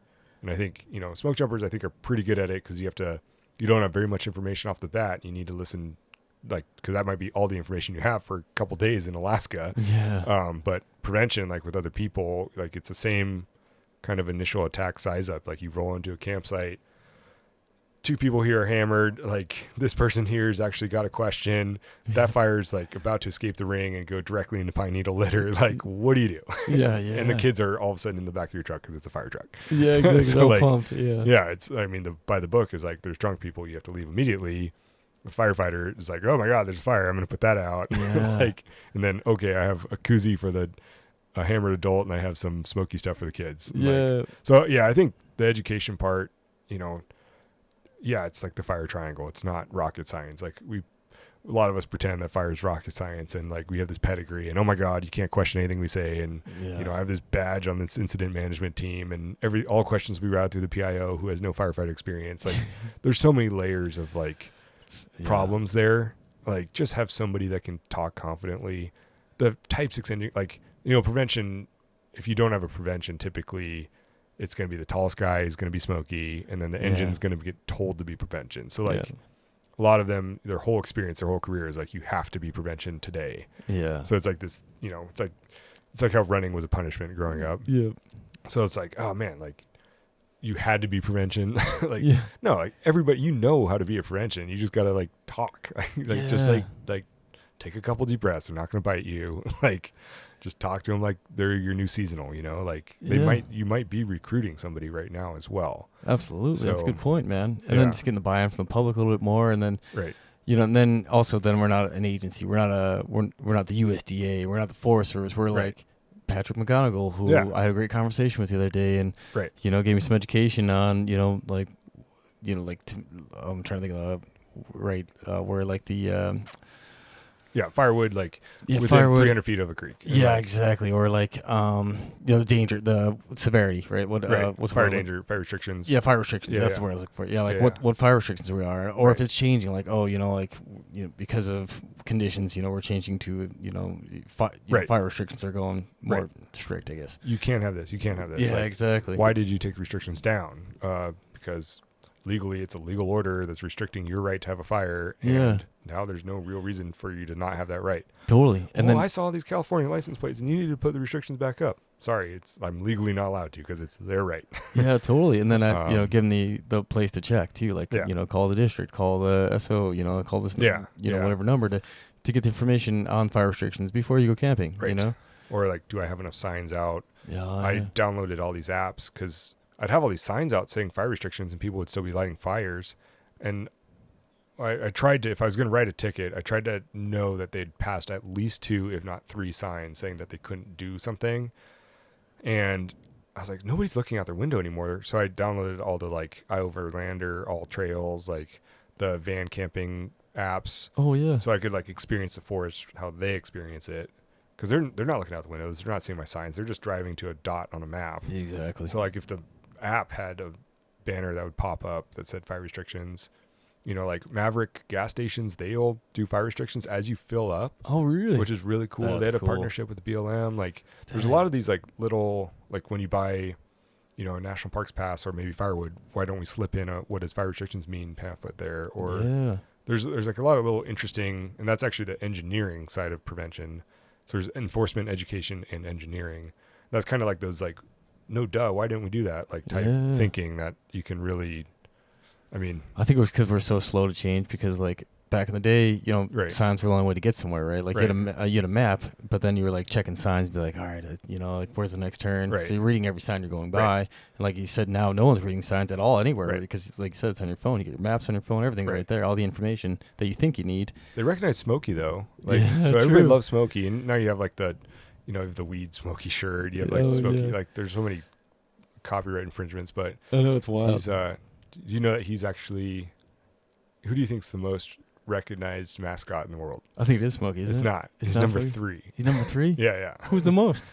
I'll have you guess. It's not religious figures. Oh, that was making my next guess. Is it Santa? Oh, damn. That's number 2. Number 2? Who's number 1? Number 1. Oh, my. Santa's still kind of a Christian, so there's still a couple billion people that aren't Christian. Oh, true. Number 1. Man. Is it obvious? Is it something like I should know? Yeah. Oh, man. Like a mascot person. Passed 2 of them today. You passed 2 of them today? Yeah. Holy cow, dude. That's the furnace. Oh. Either we're up to temperature or the battery power ran out. Nice. Yeah. It's the right number for comfort. Yeah. Damn it. Billions and billions served. Served, hey? Yeah. Oh, Uncle Sam? No. Oh, man. I think Uncle Sam's like number 8 or 9. Is it McDonald's? Yeah. It is? Ronald McDonald is number 1. Oh, no. Smokey's number 3. Way. Yeah. Makes sense because he's like international, right? Yeah. Oh, yeah. Wow. But, well, it's kind of funny. I read this book a while back, and then I'll let you go, man, because it's getting late. We both got to work tomorrow. But it's like 5 glasses around the world or something like that. It's like the history of the world in 5 glasses. I think what it's called. Interesting. It's really interesting because it talks about like just different like beverages, like from like coffee, tea, wine, and beer, and like kind of like where they came from. Right? Like beer and wine came from fermenting like grains and stuff, right? And it was kind of like the aftermath, but it was like something that you could drink that wasn't going to make you sick because like water was not good. Potentially dangerous. Yeah, exactly. Yeah, because all the things that could happen from drinking water could kill you, essentially. You know, so like people were drinking wine to hydrate and beer back in the day, and then like Coca-Cola is one of them. And Coca-Cola was so big at one point that, and it's still huge, but like I guess when it was up and coming, there's like some history of it falling around and setting up little like Coca-Cola manufacturing plants in World War II, like falling around the military. Oh, geez. Yeah, it's like in Africa and things. And I'd have to read the book to get all the info, but I thought it was like super interesting. Like, wow, like that's pretty wild. And like there was like some rumor that even like Hitler was drinking Coca-Cola because that's how popular the drink was back just then. Their expectations of like a soothing drink. I think like the Egyptians actually invented Coke. Oh, really? They had a drink that was very similar to Coca-Cola. Wow. They couldn't carbonate it, of course, but they found residues in a glass that was. It said that it would be very close to modern day Coke. Whoa, that's pretty wild, man. Maybe we're predisposed. Yeah, probably. Yeah, to it, but nothing's new. They always try to say, like everything's. It's all continuum, man. Everything's been done before. Yeah, just a projection in my mind. Yeah. Well, I'm glad you're projecting yourself into my Airstream tonight. We'll have to do the. We'll have to do another Part one 2. of these. Yeah. I was We gonna have say. task books to talk about. We got some training, and probably whatever else we forgot about. Yeah, there was like a bunch that we were kind of covering before, like. So yeah, we'll definitely go run. Yeah, I mean, I'm driving back and forth between Salmon and Missoula a lot. So almost and 2.5 now I know hours. where you're living. Yeah, man. Yeah, we got the spot now. Yeah, GPS is sending me in wild goose chases. Yeah, so you're not the first, man. That's part of the reason why I do in the Airstream is like Come to me. Yeah, exactly. Because well, if you guys come down to Salmon, I mean, I moved there. Yeah, for the reasons I listed, but there's so many hot springs. Like the kids like hot springs too. That'd be awesome. Like about 20 within 2.5 hours of Salmon. Oh, really? So yeah, dude, that'd be super cool. That's one of the main reasons I moved there, and it's awesome. It's sweet. Yeah, I heard there's like it. Yeah, I heard there's like I think there's a book, right? Like, correct me if I'm wrong, and then I'll let you go because I'll keep rambling. But like Hot Springs book for Frank Church, and it has like different spots you can camp that are like a day hike and camp here next to this hot spring, and then another day hike and camp here next to this hot spring. Dude, that'd be sick. Yeah, somewhere some trail on the Frank Church, and I was like, that's like the best camping ever, man. Yeah, you know? Like go set up right next to a hot spring and go soak for the evening, and just that's one box like a baby. Always wanted to check on the jump was jump next to hot springs. Dude, but I know, never got that. I know the repellers get it fairly often. I bet. And yeah, I know some of the McCall bros that are like I'm really good buddies with that had some epic, hot spring jumps. Just in the Frank. Yeah, in the Frank, they were just awesome, man. Brutal. And then like one of the like private, is it in-holding, right? Private in-holdings. That was one of my buddies, a group of my buddies that were doing like a Structure Pro for them. Which they didn't have to like wrap the house or anything. They just did like some fuel mitigation and like widen the fuel break for them and a few other things, I think. But they had to be there for like a week. Yeah. And it's funny because like at first they're like, hey, you should come over and we'll cook you some food. And they're like, oh, we're good. And then after a while, they warm up to it and like they got like their own private hot spring and, and the bros are hanging out getting like awesome food from these guys and like just having a great time, man. But it's cool. It's like that bridging thing. Like those private homeowners were so appreciative that the jumpers showed up and are there to help save their house that's probably been the family for a long time. Dude, yeah. And then have the company, like a lot of those folks like old school, they're just like are really happy to have someone to come cook for and entertain, right? Right. And probably share some cool stories, Or I mean, it's interesting. We get some like super wilderness purists in Salmon that like hate the Frank. Oh, it's something I never thought was out there, but they despise that the Frank was turned into a wilderness because it's got all those in-holdings in it. And they think a wilderness should be like kind of like the Bob. That's just like pure wilderness. Yeah, Bob's pure. So the Frank was 1982, so it wasn't that it wasn't that far away. It's like most wilderness is 64, 65. Yeah. So I think, I talked to some of the raft guides in Salmon, and one of them had taken a Supreme Court justice down the river, last summer. Oh, really? And so you wonder, like, the bros are there. They protect this house. There's a fire. Here's these people that are making these huge decisions. Like, there's obviously senators that go down the Middle Fork. If you close that river, you get phone calls from senators like within an hour saying, get that river open. I bet, man. So like maybe, who knows how policy all shifts or whatever, but having somebody have a little experience in a hot springs under some like northern lights on the Middle Fork, maybe they can look at some natural resources case a little bit more objectively. Oh, true. Like more public land favoring. Yeah. Yes, that's a good point. Is that what you're kind of hinting at too, right? Yeah. Just like it's, people don't know what's out there. Yeah. That's exactly what my thoughts with that stuff is like, man, the more like hunting season, right? Like, me and one of my buddies were joking about, and he's the one who coined this phrase, but I don't want to say it in case he doesn't like the phrase. Okay. But great guy. And he's like, oh yeah, the pumpkin patch was out pretty thick today. Yeah. But we were both joking about it in like a favorable manner. It was like, well, it's opener rifle, right? Yeah. So like, there's going to be a lot of orange out in the woods. Right. But like for me, I don't get frustrated because like, I guess I got to grow up. For me, I got the opportunity to grow up without the pumpkin patch, pre-pumpkin patch. Right. So I got to see that. But also for me, it's like, I've seen that change and the enthusiasm in hunting and public lands. And I'm like, that's all people on my team. Right. That's what I see. I see a group of I see a group of orange that's on my team. Right. That's team pro public land. And I'm like, yes. Right. So it's like, yeah, it's a little irritating if they find your spot. Yeah. Like someone who's from out of state or from out of area, but like, man, there's another spot, right? Yeah. Like, point them somewhere else. Yeah, exactly. Or you go somewhere. Or I can go somewhere, and that's my solution. Like I can go somewhere else. Especially I'm young enough. Normally I'm in shape enough where it's like, man, I'll go a little deeper. Like I can go a little deeper. Not a big deal. Go deep early. Yeah, go deep and go early, right? Yeah, set up camp before, opener and like I've tried it a few times. I haven't quite figured it out, but like trying to use that opening wave, the pumpkin push, pitch, to catch the push, because they're going to push a herd, you know, and Right. they scatter, so it's kind of hard to tell. But like if you can get lucky and set up in a good spot, and the next thing you know, you got a elk in your lap, you know. Or they chew one, they don't know what to do, and there's some Helena bros that they're paying them $100 a quarter to hike about a mile to an elk and take a quarter back to their truck. Oh, really? These two guys from Minnesota. That's cool, man. A couple buddies from Helena made like $400. And you're getting some good PT out of it. The Minnesota guys, like, they'd spent $1,000 on their tag, $1,000 in the Airbnb. Like, obviously the money in the economy, and then they smoked these two 6x6s like just a mile off the road. My buddies are like, man, I shot my last one at 8 miles back. You know, damn it. But yeah, it's interesting. Yeah. As long as they're not taking those super long shots. I don't like that. No, I know. Yeah, that's 700 yards. Like, come on, man. Yeah, dude. Like, that's tough. There's one guy who's a Bozeman plate, Tacoma, rolled up on me. He's in like the full-on Sitka. His partner's in the truck. She's in like the skin-tight Sitka, which like that's not even functional anymore. You know? Yeah, totally. You're just there to like look good. Yeah. And he's like, "Hey, bro, can I get your pins?" He wanted my pins for my GPS. Nah. I was like, "Yeah, you want my pins?" Because I've actually been taking a pin on every turd I've had over the last couple of years in this one spot. Yes. And, just forensics. Yeah. To see what the patterns are. Yeah, exactly. And, Forensics.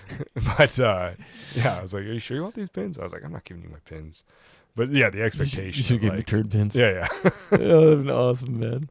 All right, I should probably go. Oh yeah, I'll keep talking, dude. Handshakes. Yeah, thanks. This again is part so 1 much. of 2 or 3 or 4 or 5. Yeah, exactly. Yeah, I think we'll keep this rolling, man. This will be like a recurring thing. But Yeah.